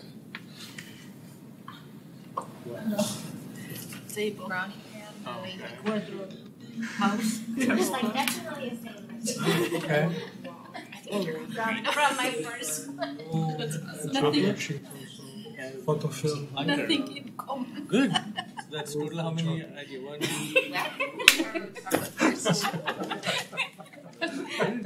So we have to cross check ourselves. Punishment. You're getting more abstract. Mine's like, Jailhouse or? Your idea of looking things from the top, so I was like, the pool. Okay. Roof. Pool when you're drunk? No, when you look from the top. Yeah, but when you're drunk, Can you see the object? stacking. It's just guarded It could be a pool, yeah. Like the swimming. Yeah. children. I have Swimming lanes. So I'm noticing that there's not a lot of similar ideas, right? No. They're different, right? We had 6 unique ideas and none of ours matched the second one. Did you have any matching ideas? One. One. How many matching ideas you had? Nothing. This is just another reminder that we're all very different, right? And like Very it's different, and we see things from our own perspective. exactly right. So that's another kind of unintended consequence of this Like game. for example, I said tennis court Yeah. because I like playing tennis, but he haven't had the idea to say tennis court. Right. So remember, if you want to go for 5,000 prototypes, the more people you bring on the team, the more ideas you'll generate, unique ideas you'll generate, right? Because they will not cancel each other out. But if you have like the team we used to have here, on like just by the look of it, it looks like it's the same person, right? All wearing a suit, and you would kind of imagine that they come up with some ideas, but in reality, no, right? So like there's a lot of interesting elements to diversity. All right, so let's introduce another norm for brainstorming. Keep an open mind. All right, so this one is a tough one. We kind of internally, we edit ourselves. We sort of, before we write something down, we're like, nah, it's kind of stupid. But, you know, I'm a doctor, I'm a PhD, like I'm not gonna write it down. It's silly. So when you need to come up with creative ideas, they usually sit in like not at the surface, so you need to generate a lot of silly ideas. I'll give you later an example of how it actually works in practice, an example. But so try to basically stop judging yourself. Just go. Go for ideas. So I'm going to give you a different picture in 30 seconds. You ready? All right. No judging. Go for quantity. Go. Histórias de passagens e piratas registradas nas muralhas vai ser assim. Você pra mim, eu quero sempre estar ao seu lado. Vai ser assim. Você pra mim, eu quero sempre estar ao seu lado. Vai ser assim. Você pra mim, eu quero sempre estar. Oh, I'll go for another 30 seconds.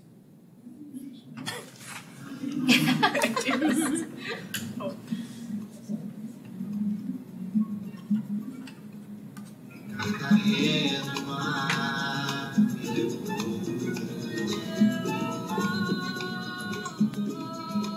Eu quero navegar de amor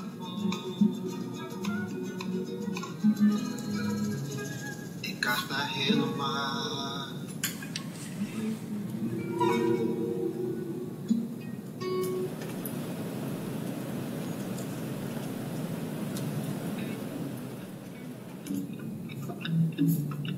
De la palma que cae en los cocos, de la espuma que llega al mar.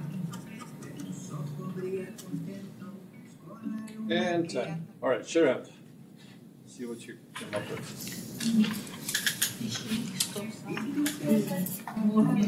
Yeah, go first. Okay.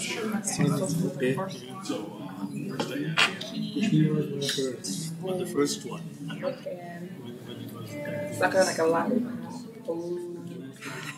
I have a person too.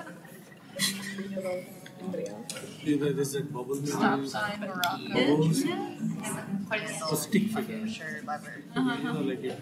Traffic sign magnified, so poverty. Person, I will lash. Those are really good. Lollipop. They're all different. Yeah. Sideways. And And the other one. Second one, I had statue, Okay. right arm, elephant trunk, rear light, and comet. Okay. Starship, Star Right? Stadium.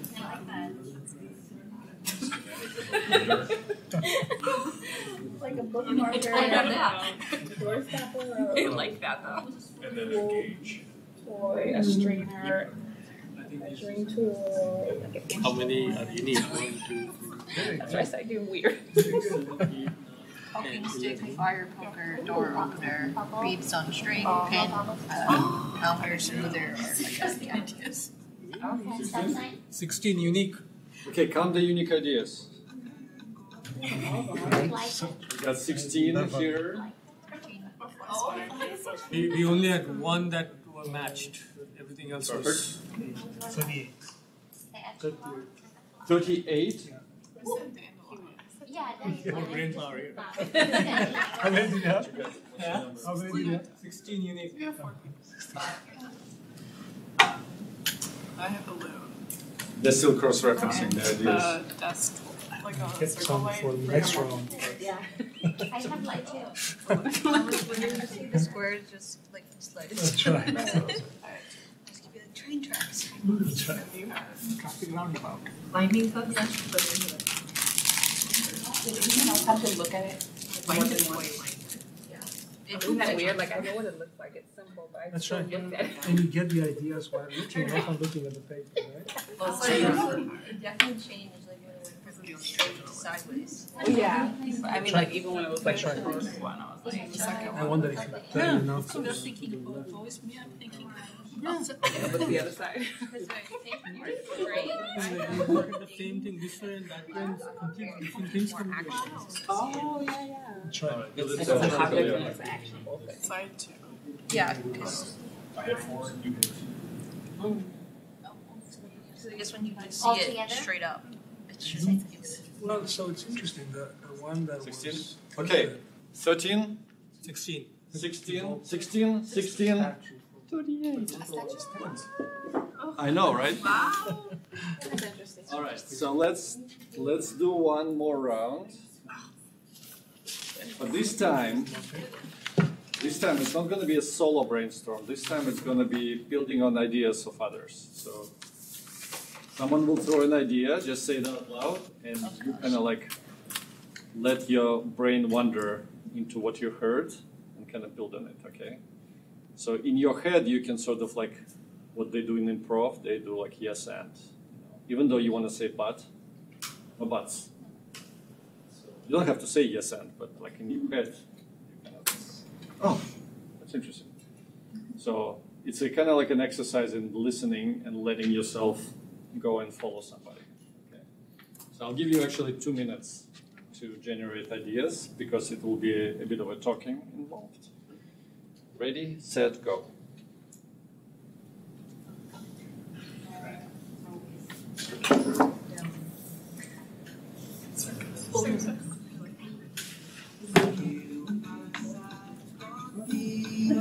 I would just doing tongues. A doorknob. Doorknob, I like that.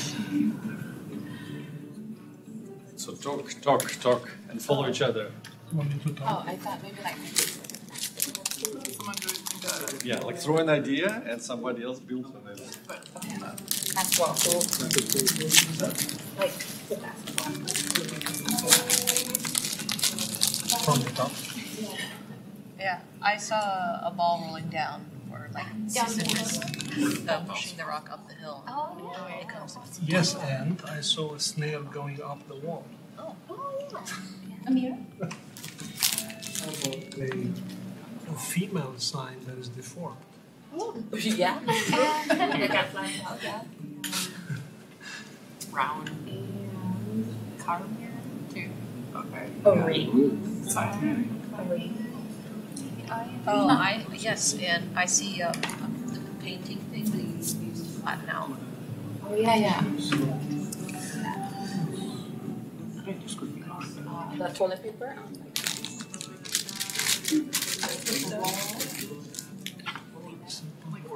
Or N. S and E ring. Oh yeah. Fork, a knife.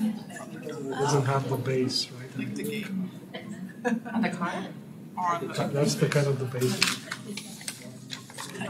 Oh. There's some tableware. Yeah. A skateboard. Sure. Or like a teeter A totter. flute in a tree. So you just like someone stuck like gum. 20 seconds. Or like grapes. That's the last one off of a little vine.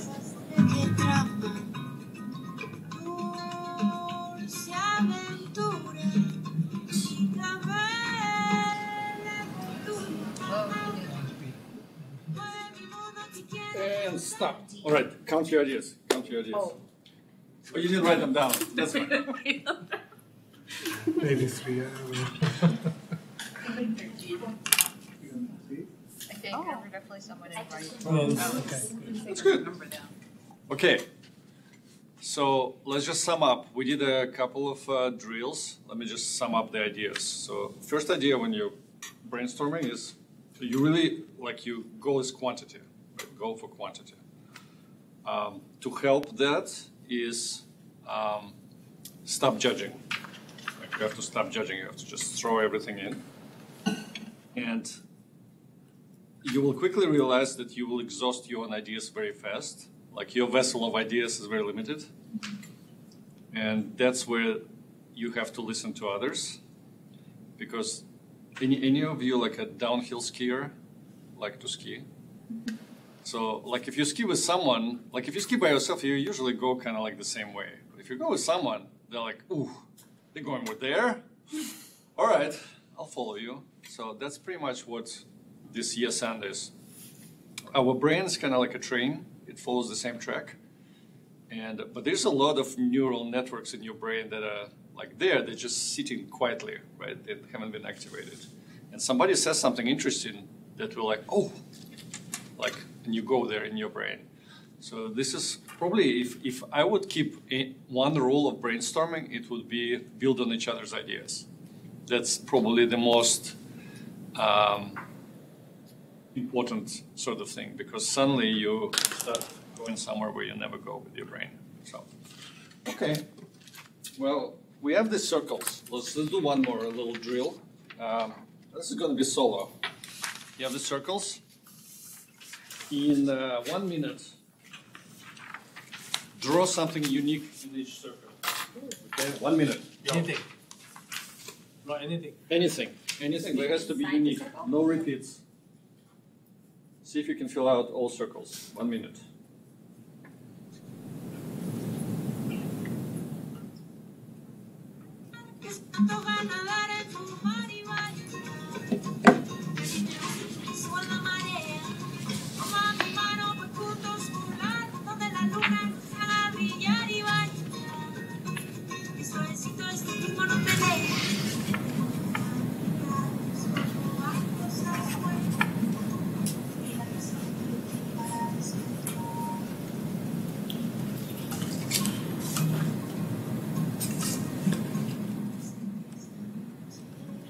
Thirty seconds.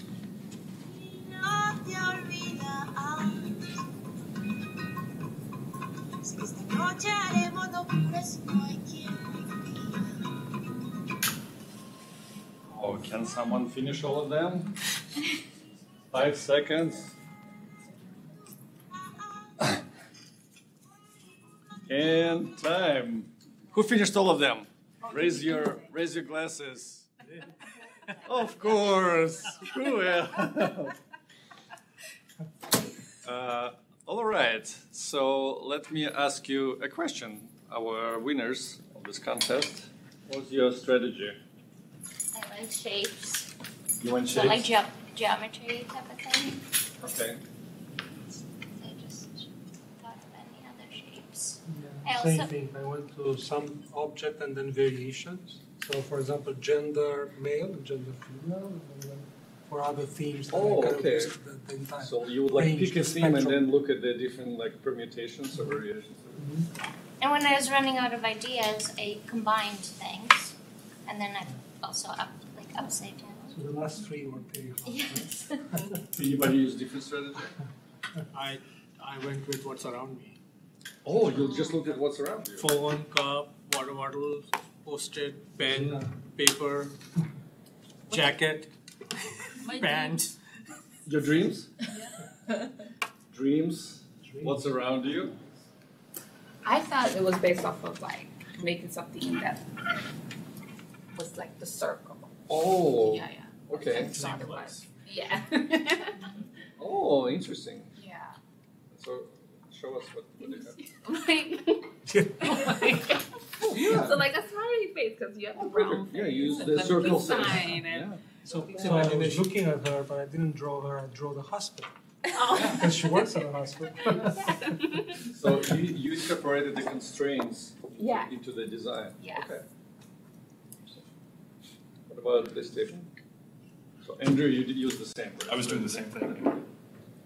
Embarrassing. I used to label when I taught genetics. I would label groups of things like groups of alleles or species or data points with the fastest thing I could draw, like a heart, a star, a moon, a clover, a diamond, like, and I came back like was teaching like that, like heart, star, moon, diamond. So it's also like efficiency, right? What you can draw. Yeah. Also kind of based off of Lucky Charms. I just get based off of Lucky Charms, I think, maybe. Alphabet would have been so easy. Alphabet? Yeah. The Oh, letters. yes. That's true. Next But you're not drawing. Next You're not That's drawing not letters. drawing. You're writing letters, right? Well, it depends. Okay. I kind of got caught up with like being more accurate, like in my drawing. Like Okay. I spent, I think, more time. I wasted time trying to be accurate than just So didn't that induce anxiety towards the end? I'm like, oh, I'm so far out. So you went for accuracy. All right. So let me ask you this question. Let's put our educators' hats for a second, and imagine that you're teaching a class, and these are your students, and they did this activity, and you need to grade it now. Oh God, I know. How would you grade it? Like, what are some of the criteria we would use or methods of grading this activity? Did they understand the questions? What they draw is Hang on, what hang on. it So they follow directions. Yes. Right, I'm going to actually capture what you're saying. Yeah, so understanding question. Directions, right? Did they follow directions? Okay. What else? creativity. Number. How many do they? How many? Number. Is it clear or no? Creativity, like how creative the things are. Is it clear? Right? Clarity. Beautiful. My definition. Perfection. Don't look. Effort? Effort? Yeah. What do you mean? Like, you know, look at maybe that they. Oh, someone just like, or someone just like. Yeah, like they put effort into it. Like it's on that. Okay. What else? Did they improve? Improvement. Ooh, like from 1 to like number 15, right? Or from one time they did this exercise to the next time they did it. Oh, okay. What else? What else would be good? Imagination. Imagination. Imagination. It's tough to grade, but okay. You can come up with a rubric.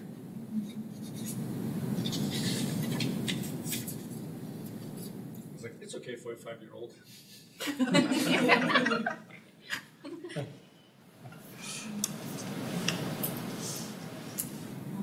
Did they stay inside the circles? Did they what? Did they draw inside the lines? Did they Ooh, stay inside the inside the lines? Accuracy. Accuracy, yeah. Presentation. All these metrics. You remember the question I asked? What was the question I asked before? How would you grade?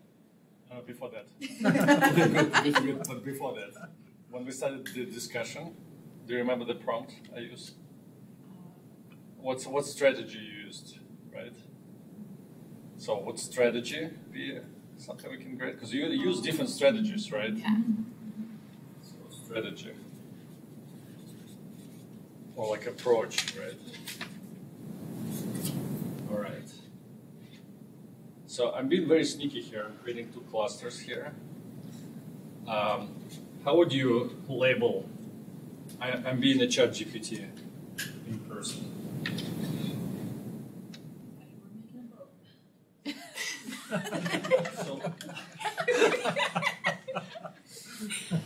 So what does this grade? What does this grade? Do you see any?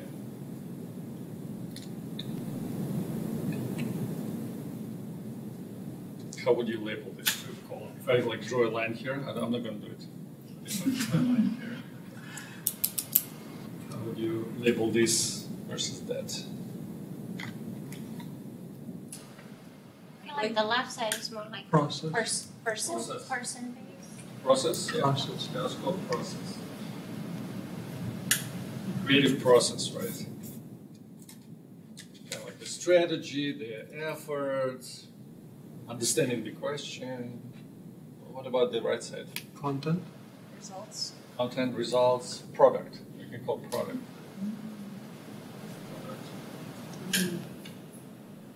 Yeah, so this is something I have to deal with a lot, or when you teach anything creative or innovative, that we tend to grade the product, and while we actually trying to teach our students to be creative, so you need to really grade them on the process, because you can get lucky, right? Like depending on like your, especially like projects, you know, team projects. Some teams just produce amazing thing; they just get lucky with the prompt. So breaking down the process versus product. Just a little side note on education. I also wanted to show you like that we also have post-its here, right? And we can use them. And you also notice that I'm like standing there by the wall. So we do another brainstorming drill.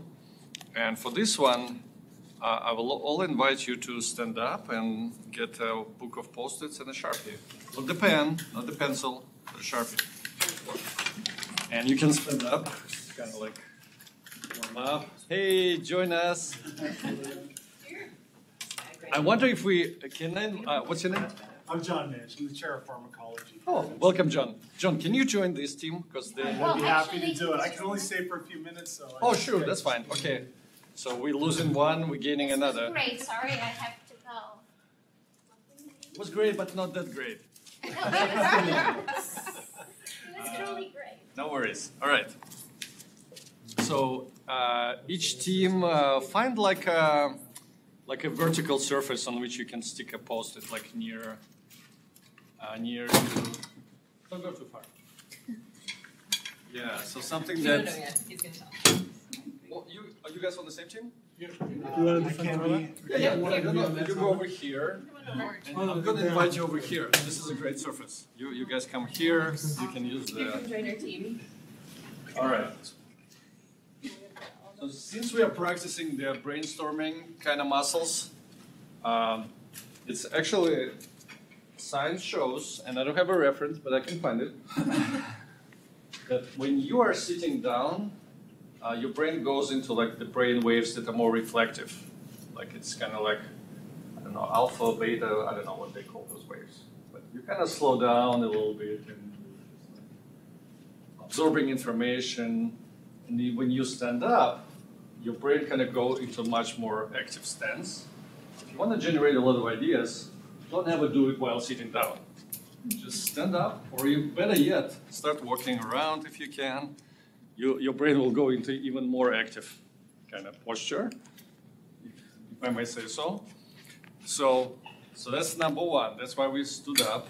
And again, I want you to turn you into like idea generating machines, right? So standing up. Second, you don't want to have a scribe when you're brainstorming. So don't designate a department chair as someone who will be capturing the ideas and writing it down. So everyone is a scribe.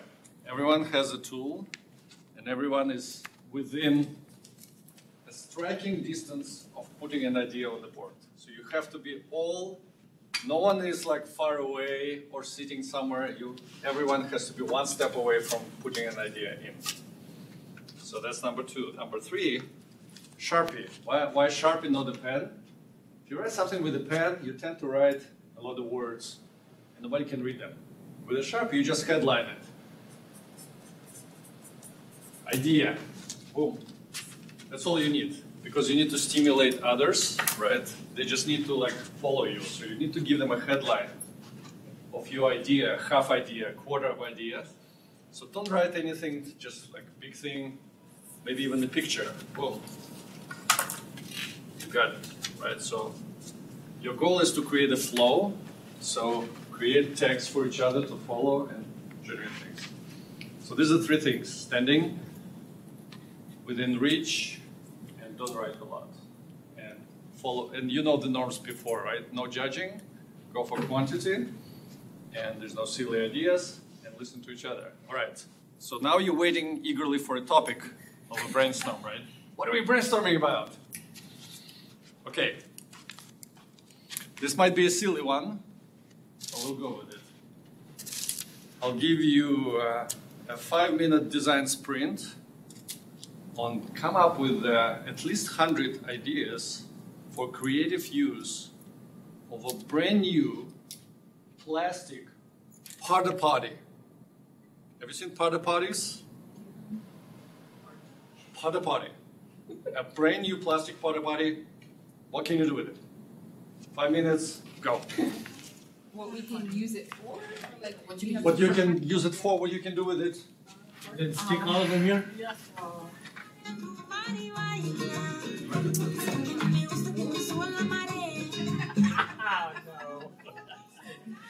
Are we supposed to? I think still more like a portable. Yeah. Which one? Find that idea.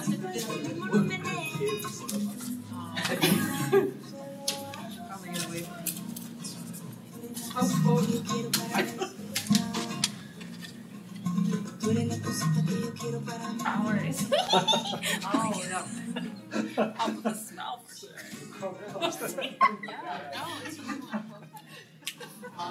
Just storage, maybe? I would pick up. Types in general.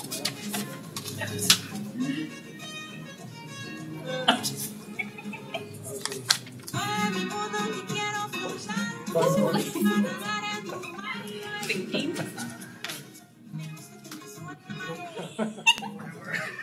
Exactly.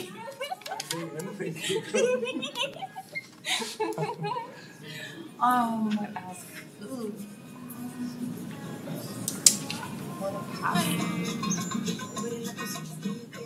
We should use like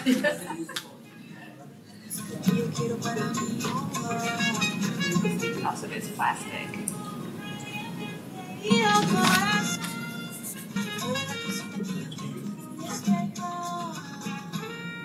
Recycled. Okay, I feel like you're getting stuck. I'm going to give you a creative constraint. So the creative constraint, you have to incorporate banana into your ideas somehow. Banana. Banana. Okay, go. I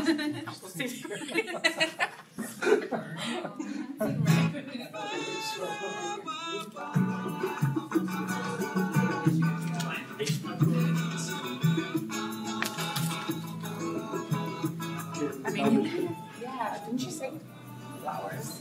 Yeah, real flowers. Maybe you can make smush bananas into like banana sauce. I don't know if you can make it.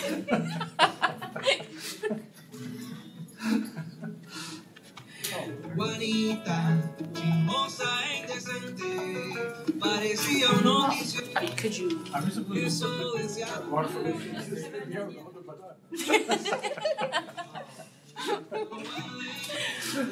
You write with the money?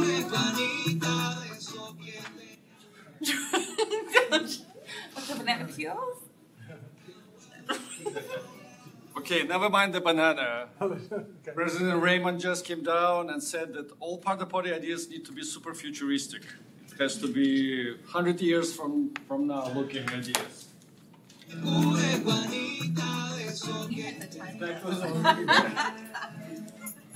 Futuristic. A flying porta potty?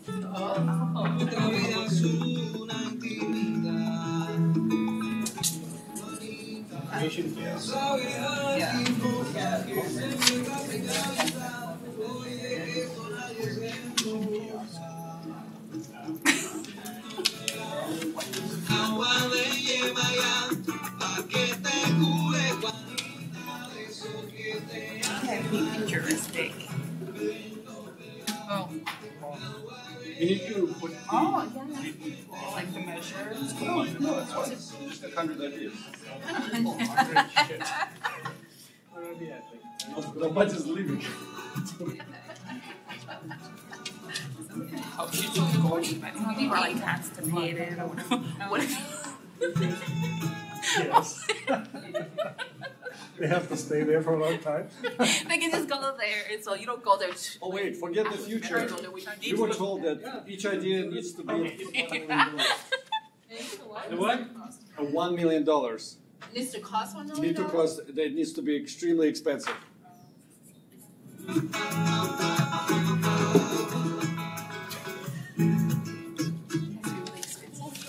It's like space. It's for the eye. It's for the golden hen. Non-generic. Or just like hopping out like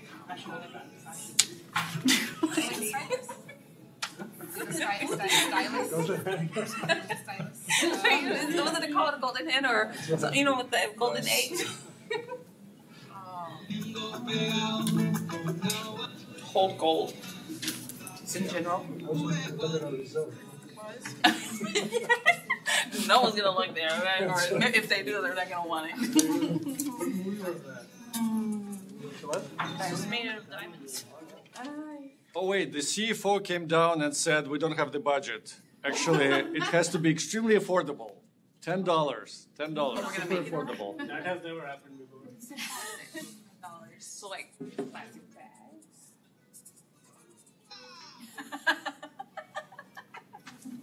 Groceries.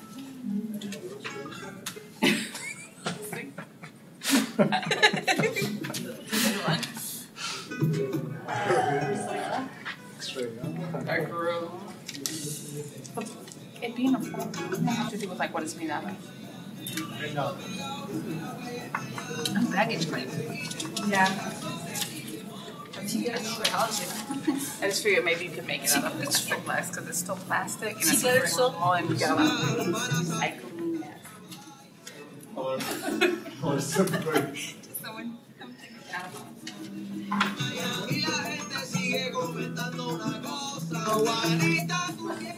That's tense. All right, last constraint. Forget the budgets and affordability. The constraint is Taylor Forget Swift. the banana too? Forget the banana. Taylor Swift. Taylor Swift. Taylor Swift? Taylor Swift is a constraint. Taylor Swift as a billionaire? A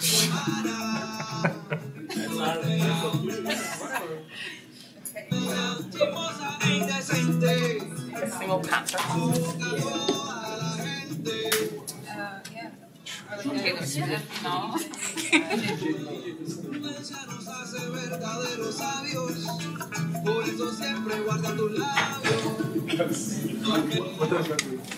Like they have how to store. So she goes different. Oh. Maybe she used like as a bodyguard. Bracelet. Like what is it? Like armor. I will wait for this one until Taylor Swift goes away. Oh my goodness. ¿Qué más?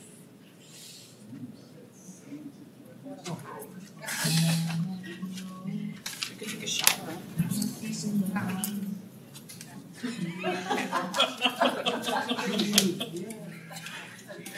All right, 30 seconds, 30 seconds. Come up with as many ideas as you can. What's the new constraint? No. Any constraint you want. That's what I was going to say.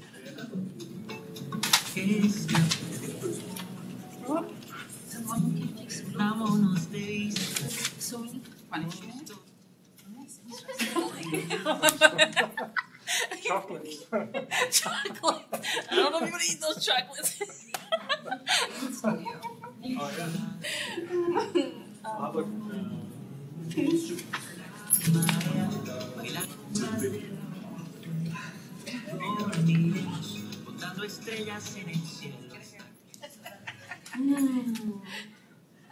All right. And time. Well, looks like you're kind of all in the same ballpark as far as number of ideas. So so we did we used a different tool in this brainstorm. We used the constraints. What do you think about it? Helpful? Yeah.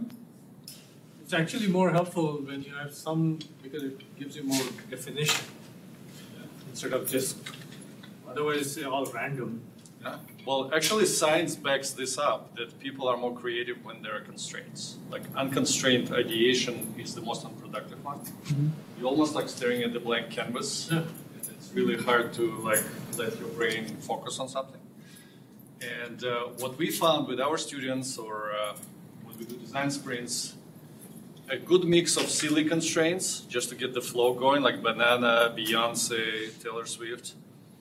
But then throw in like real constraints. Like a lot of times we deal with a lot of red tape. So we frame those like red tape things as a constraint. So like, okay, we need to report to this chair, or we have this much budget. As soon as you frame it that way, you'll immediately find the workaround. But if you kind of focus on the red tape as a red tape, that's kind of like the stop sign, right? Like we're not going to do anything. So reframing red tape as constraints is a nice little tool. Any other observations? John, you just joined us. What do you think? We use design sprints all the time. There you go. Probably a new course. What's the course? We ended up at the professional development course also through that approach. Fantastic. All right. It works. All right. Let's have a seat. Done brainstorming, so we can relax now. Where were they?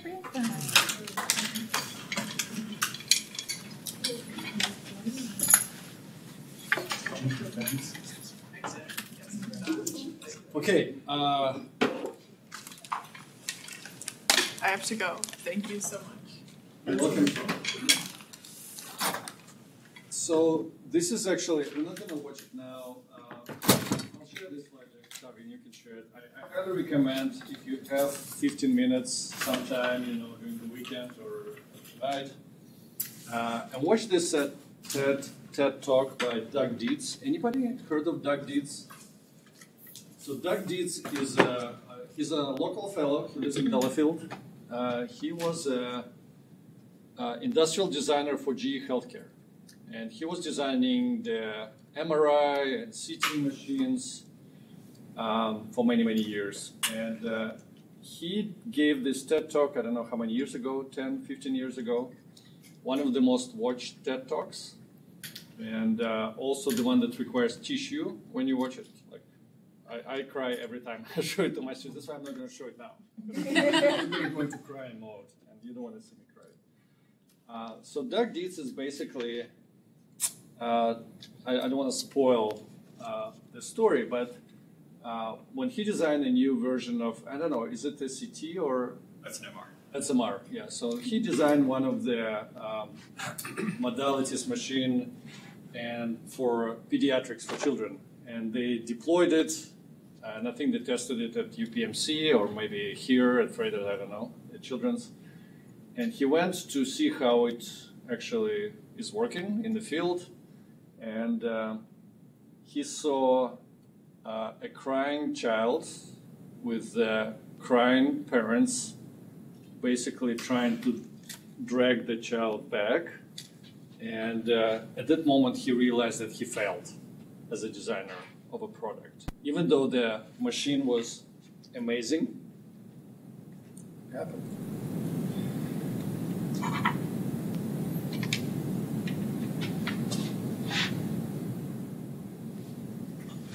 To project today. Lost the signal.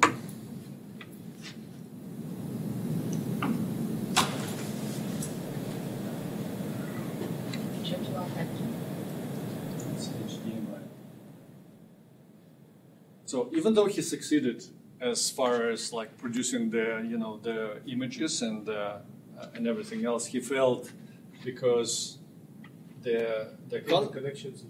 Oh, could it? Yeah, the consequence of that was that they had to sedate like almost every kid going into an MRI machine, which is extremely expensive. Not to mention the satisfaction of the patient was not there or their parents. So they decided that they need to do something different, and they basically teamed up with the Children's Museum in Milwaukee. Was it Betty Breen? And they organized a series of design workshops where they invited children into the design team. Basically, they wanted to find out what can they learn from the users, right, from the children and the parents. And as soon as we figure this out, I'll show you there, or maybe like you just watch it at home. Spoiler alert. Just redo all the connections because it says HDMI connected. I know. I didn't even do anything. Just do we need design lab? Norman Doris. Apple products. So awful. No, can you call IS probably? Did he? Yes, I'm going to send them anyway. Okay. Email. There you go. Oh, there it is. Oh, there you go. All right. Then it's lose contact. It's only there. Oh, the projector is off. But we can turn around. Yeah, this is fine. Call IS. I think we just have to turn that on. Oh, yeah. This turned off. That's the only problem. It's fine.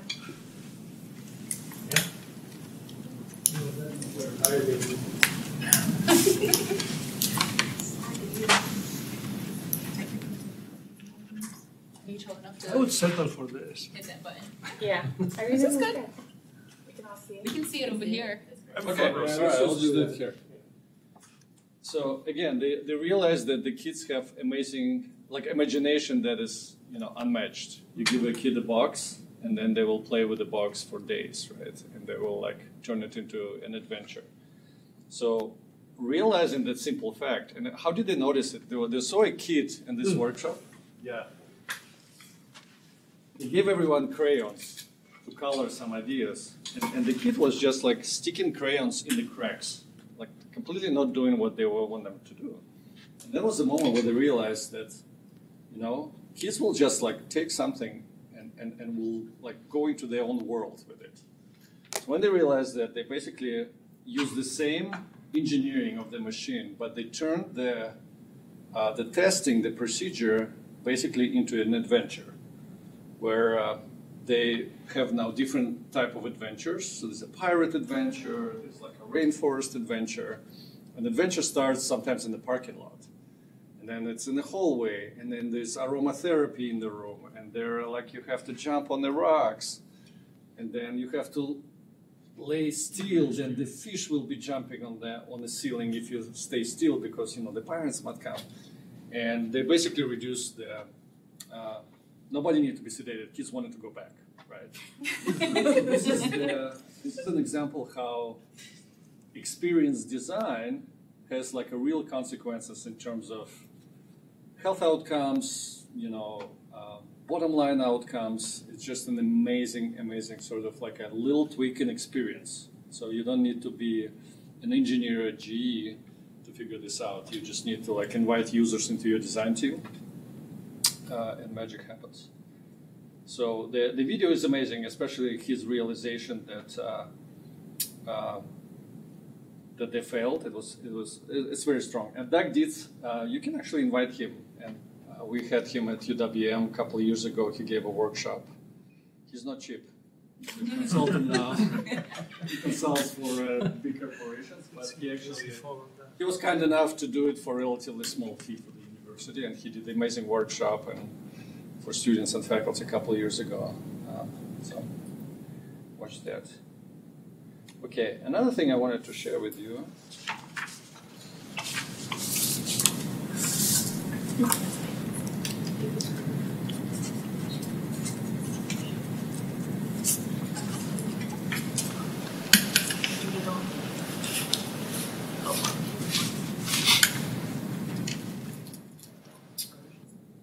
Is how we use the same approach for this little project that we had with the Curran Institute.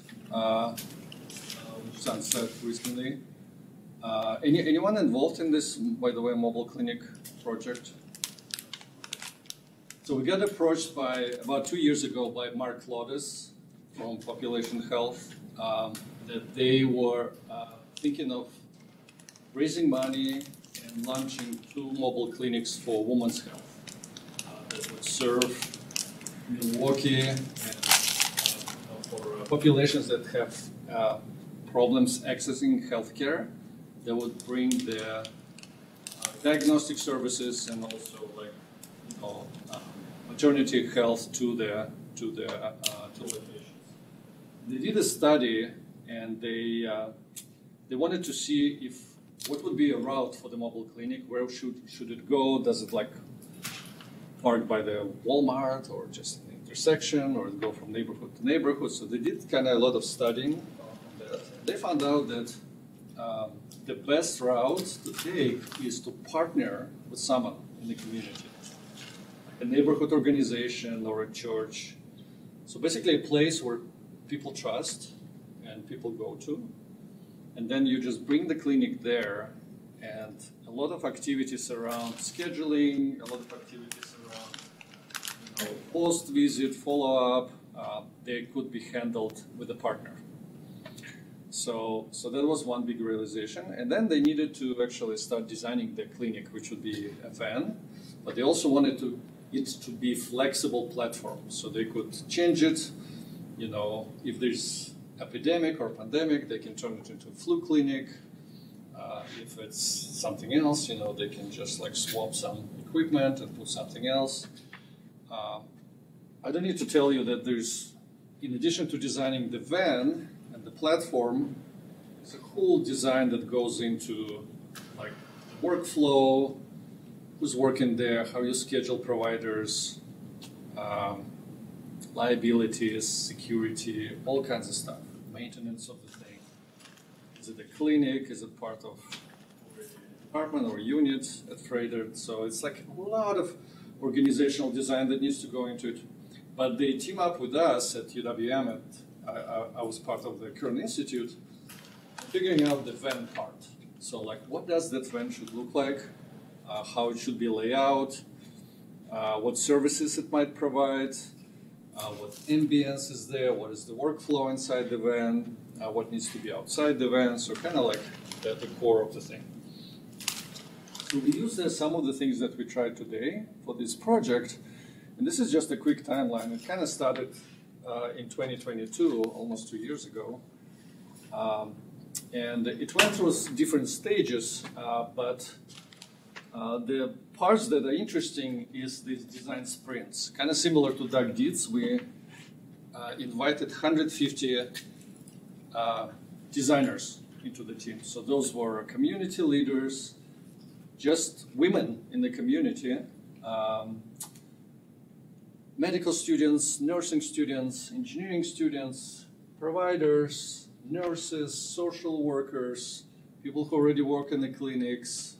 So this is just an extremely diverse group of participants, but we really needed to capture a lot of points of view, because the framing of this problem is super hard, right? There's a lot of things to frame.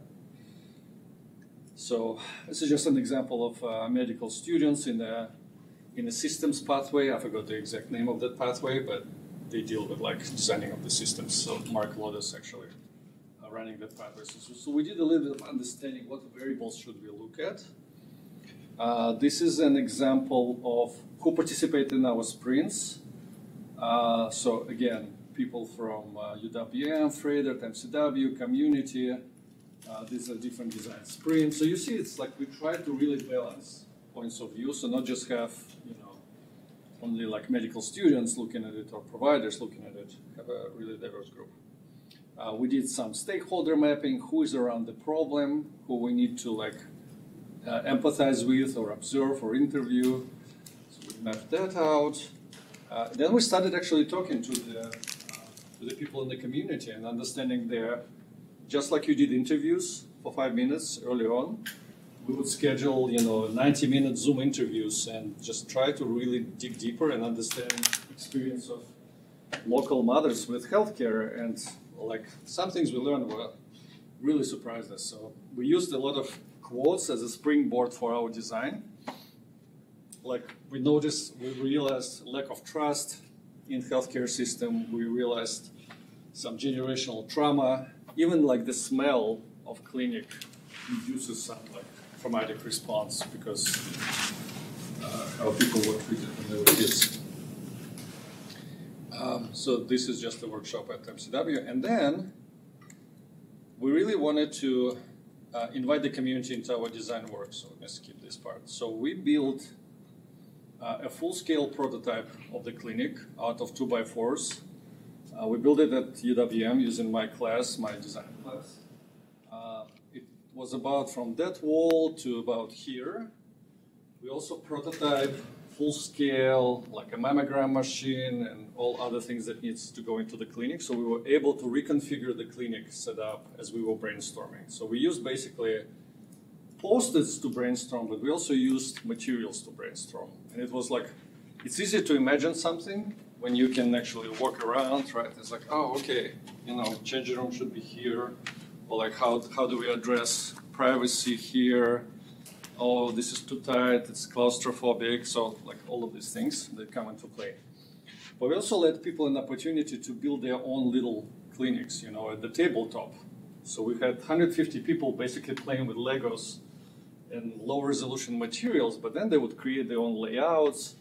So thinking with your hands and materials actually uncovers new ideas. Sometimes ideas are not in your head, they emerge just by you have a pile of bricks, an idea emerges from that pile that you would never think with your head. That's kind of interesting. I have a colleague, he did a workshop at the major conference. The workshop was called Fuck Ideas. And the notion was that if you can think of it, it's not a new idea.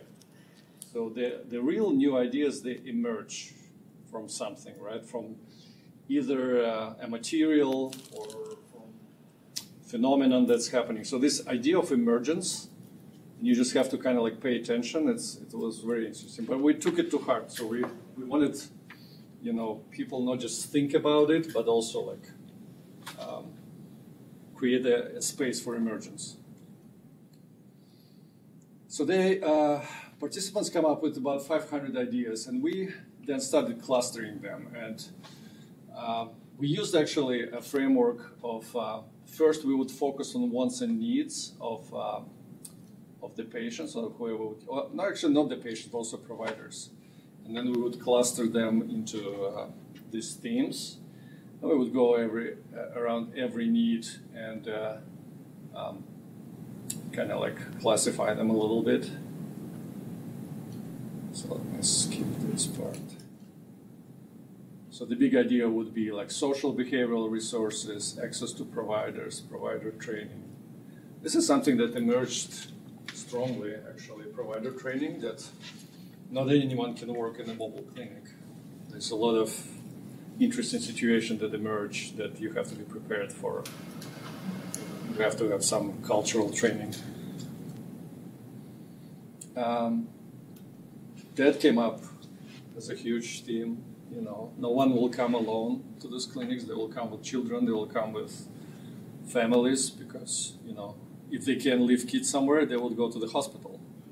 So, you know, scheduling and access are all tied together. Then there's language and communication issues, and then community connection. So then what happens next? That's like the biggest thing. Like, how do you follow up? How do you not let them fall through the cracks after the visit? A lot came there. Safety and security was huge. Actually, there was a whole day when our designers were talking about escape hatch in the room where they do. How do you call the room in here? Actually, the word escaping me. With the bed, and you do the what? The exam room. Exactly. I'm sorry. So the exam room, because there was a lot of. From people who work in the community, they say a lot of time women would come with their abusive partners, and they need an escape hatch, like a physical escape hatch from the exam room out somewhere into the safety. It's really strong stuff. Access to resources, emotional support, accessibility, and then more specific to, you know, the kind of medical needs. So then another level of design was actions. So what are some of the things that happen in the clinic? And then they would cluster it into, you know, check-in, intake, exam, consultation, examination, etc. Ambience was another lever. And there was a lot of debates about branding and color schema, you know. And it was interesting to see different points of view, like providers versus patients. So patients wanted to see something that was less like a clinic and kind of more like something that is a community. So there are murals and it doesn't look sterile, you know, and it actually looks cozy. And a lot of providers said, well, but, you know, it doesn't look like there's a high quality patient care happening there if it looks cozy. And there's this perception that we noticed in our design sprints that the sterile kind of like the high quality environment kind of associates with a certain look. Like if it looks more cozy, it's like it's more not really clinic. So it was interesting. You have to kind of resolve that somehow. And then different smells, sounds, nature, climate control, all of that kind of came in these design sprints, and mostly like what you see here in the World Cloud. This is kind of the voice of the designers who are also the future customers, right? So it's not our ideas; it's kind of the empathy piece. And then there's a floor plan. You know, you have to do a lot of things in a very tight environment. This was a big surprise. We didn't expect that, but claustrophobia was among the top concerns of people who would go into these clinics. Were the patients or the providers who wanted a waiting room? Both. And then there's a whole workflow, which, you know, also part of this clinic, it has to be a learning platform for medical students and nursing students. So what considerations go into that? So that was also a question.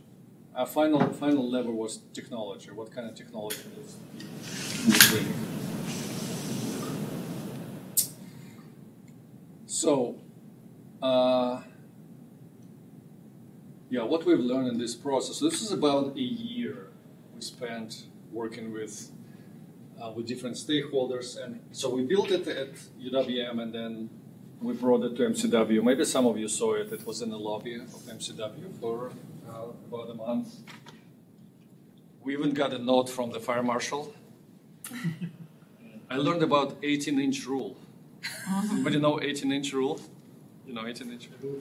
Yes, from the ceiling. You cannot have anything within 18 inches of the ceiling, and our thingy was like 15 inches. So somebody came with a ruler and measured it, and we got a note, and we ignored it.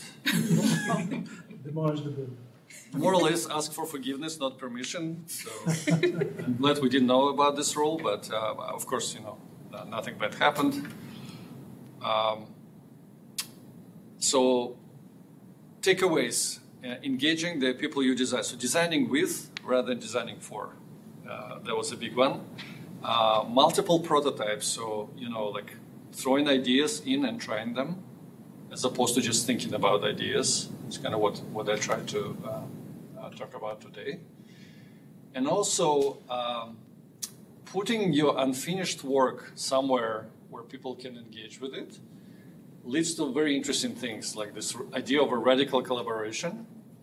So you can work on your idea in behind locked doors in your department, right, in the hub somewhere, in the corner, and it's all great. But what if you put it somewhere where others can interact? Like I put a blackboard with something, with a prompt, and we had multiple prompts on this prototype. It was sitting right in the lobby of MCW building, and we would like walk by next day, and there was some interesting things. And then there will be a card like, talk to me. There will be someone who is running HIV clinic in Milwaukee. And we would reach out to that person. Like, hey, so if you make your innovation design process visible and porous, it'll lead to some interesting things that, you know, I encourage you to do as well. So this is just a case study. I've been preaching some stuff, but this is how we actually used it. This is something about HCD lab that doesn't exist. So I believe right now they are building that thing. I know that it's still fundraising because it's quite an expensive piece of equipment, but I think they have $500,000 or $600,000 already raised. So I think they started building the van. I don't know when it will be deployed, but this work is going on. Okay, this is what I have for you, and maybe like open up for some questions, reflections, thoughts on design and design thinking. What does the van look like? It looks like just like a tour bus. It's about 40 feet long. I don't know what would be the final, but it will have like freighted decals all over it. I don't think initially they wanted to make it like maybe like African American kind of cultural reference, but then they realized that they need to also go to South Side, so it needs to be more Latina. So it was like, okay, let's just make it freighted. It's the new Trump one. Pastel colors it is. We're working with a new recruit who's really interested in this type of deployment approach with an MR scanner. Or to make it like a mobile? Mobile, yeah. Exact same design. And so she's very, you know, if she comes, definitely know where to send her. The question to you is about the ideation phase. How do you harvest good ideas? Because a lot of times, great ideas are put into a group, but then in the funnel only a few make it to the prototype. How do you harvest good ideas and reuse them in a different setting? So that book, Floating Somewhere, Idea Flow, talks about different organizations using different sort of like approaches. Right? The best approach is to don't get stale. So you basically have to always keep moving from your board of ideas to what's been tested to what's going in the garbage can, but it cannot be stale. It has to be moving. Like it has to, that's why it's called idea flow. So you need to set up a process where at any given time you run a bunch of experiments. I mean, even the ideas that you would throw in the garbage bin, you know, if you keep them there, some people may modify them, may adapt them, or combine them, and then they can become great projects, right? So, yeah, it's hard to create that type of environment in an organization, right? Right. So if your like innovation environment looks like this, kind of like flat line, and then boop, boop, and then flat line, and like this, that's probably not going to lead to anything like sustainable. You kind of need to be maybe not at high volume, but like it needs to be a constant process of creating new ideas and testing them. And but the best part is that you really don't need to build a van to test things, right? Like even there, you just can have a conversation around some levers. So we had those like you see that. This was basically those, you know, like wants, needs, action, floor plan levers, and then you can just like put ideas there. So it's like an experiment, right? Or you have a little prototype. Now we can do prototyping with virtual reality and augmented reality, right? Yeah, but I wouldn't call it low resolution. And they would be probably triggering different ideas and different pathways, probably, versus the physical material. Yeah. Just compare, see what comes out in different pathways. Given on that topic, what are your thoughts about the differences in spatial availability? Like this was great because we could put it right in the cafeteria lobby, right? And people could touch it and interact with it. And like, I don't know if I told you, but when James first mocked up whatever in CGS and showed, he was like, okay, no, how many people are going to be in the room with the patient? And he was like putting in little stick models. So it was like, you forgot the fellow, you forgot the nurse. And I was like, you don't have enough space here. Yeah. And so this was amazing because people actually got to physically walk around in it. And at UWM, you have engineering labs that are highly visible spaces where people can interact with them. Here we literally have to put it in the lobby. Yeah. Do you think it would be advantageous if we could continually put things in the cafeteria lobby for people to interact with? Yeah, because I mean, I think we would want to do that with CareScan if we get funded. Does it make all the difference in the world to have it in 3D and experiential? People walk around in the space versus on the computer. Yeah, so it has to do with the scale. Like so some experiences are better to prototype and scale. So that was one of them. Some you don't need to prototype and scale, right? You can have like a scaled something on the table. Even on the table, you can lay something out with a prompt, and people can like mock up. But some things are greater. We did a project right before COVID, when Children's Hospital was redesigning emergency department. We teamed up with them and used our students to reimagine their waiting room in the emergency department at Children's. So it only made sense to prototype at scale. So we had actually a whole lobby of our entrepreneurship center divided into like emergency department waiting rooms, and each student team used real furniture and prototype at scale, different ideas. So, but some things are like you can do it at a smaller. So it all depends. But the ones that are immersive, they usually easy to engage people, right? Like when something is on the table, people just walk by. But if like you have to go through like something that is at full scale, it draws people in. Increases visibility about the innovation going on. Well, yeah, that too. But showing unfinished work is part of the culture. Like if you have it, it makes people kind of want to participate in it. If you're just waiting for like a polished product to come out, it's hard to engage. So in a more academic kind of setting that we work on on a daily basis, which is much more like an administrative structure, right? We have departments, divisions, and so on and so forth. There's a structure to everything. If, say, we were to engage in an exercise within our department to develop some new tool, or maybe how are we tracking metrics of performance? Yeah.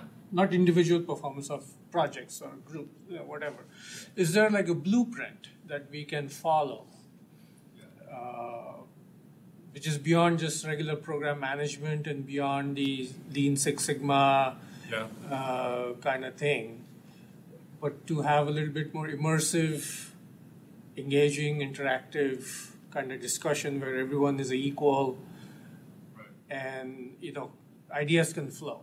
Usually what stifles ideas is people's notions that what their place is, and can they speak up or not, or will they be heard or not. How do we equalize that? Is there a toolkit for that sort of a thing? So you're speaking about the culture, the organization. I'm familiar with, we're also in a hierarchical structure, but not to the same degree as, MCW or Operator. It's like the silos are much stronger at UWM. The way we change culture or try to change culture is through norms and rituals. We agree on a set of norms, and the norm might be that we're not going to shut each other's ideas down, until we explore them. So that can be like a norm we set, and everyone follows it. But then we create small rituals that, every department meeting, we do something that is helps reinforce those norms. And that kind of slowly the culture starts sort of changing, right? But if your culture is super strong and you cannot do it, then you have to artificially create a sandbox where you can do something, right? So that's why having CTSI, or in my case, so I'm in engineering, but I'm also running entrepreneurship center. So our entrepreneurship center doesn't belong to any college. This is the sandbox. We invite everyone to play. And people love to come and play with us, right? Because they feel safe, right? So you can take your department outside of your space and go physically to a different space, CTSI, or some other space, right? Like Kern Institute was one of those spaces, and then enforce some norms, okay, nobody's wearing a ties, we're not going to refer to each other by doctor, we'll use first names, we'll wear jeans, and we'll try to be open-minded, and it will be safe to explore ideas, and we're going to invite students to be with us, and we're going to invite nurses, right? So you can do this. So you need to just go take a little bit outside of the normal space, create a sandbox, and play there. But the downside is it's one of those it will be a blip, right? So if you want to change the culture, it needs a little bit more. But I don't know, it's hard. How do you? So for this project, you had a lot of input from community members, and I'm assuming that took a lot of time. So when you're developing certain innovation or processes in healthcare, how do you balance the time and energy and resources for having community input with efficiency and timeline? Because I feel for you showed the timeline for this, and we have the mobile until 2031, but it started in 2022, so it's this huge time. How do you balance that? Because I'm also thinking of I was listening to a podcast, but there was someone this was in California, to build an outdoor toilet for homeless people to use, right? And it ended up costing $1 million because there's all this regulation and input and this and this and that, and it's no longer feasible, right? So how do you balance the need for feedback and input with cost and time? I don't have an answer. it's $1 million question.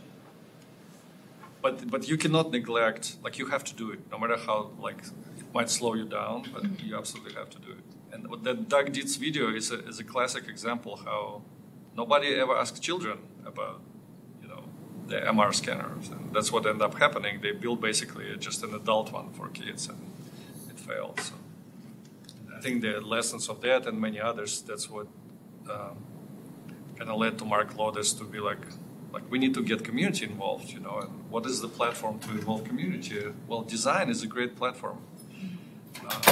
But we learned so many interesting things about the community relationship with the hospital and healthcare system.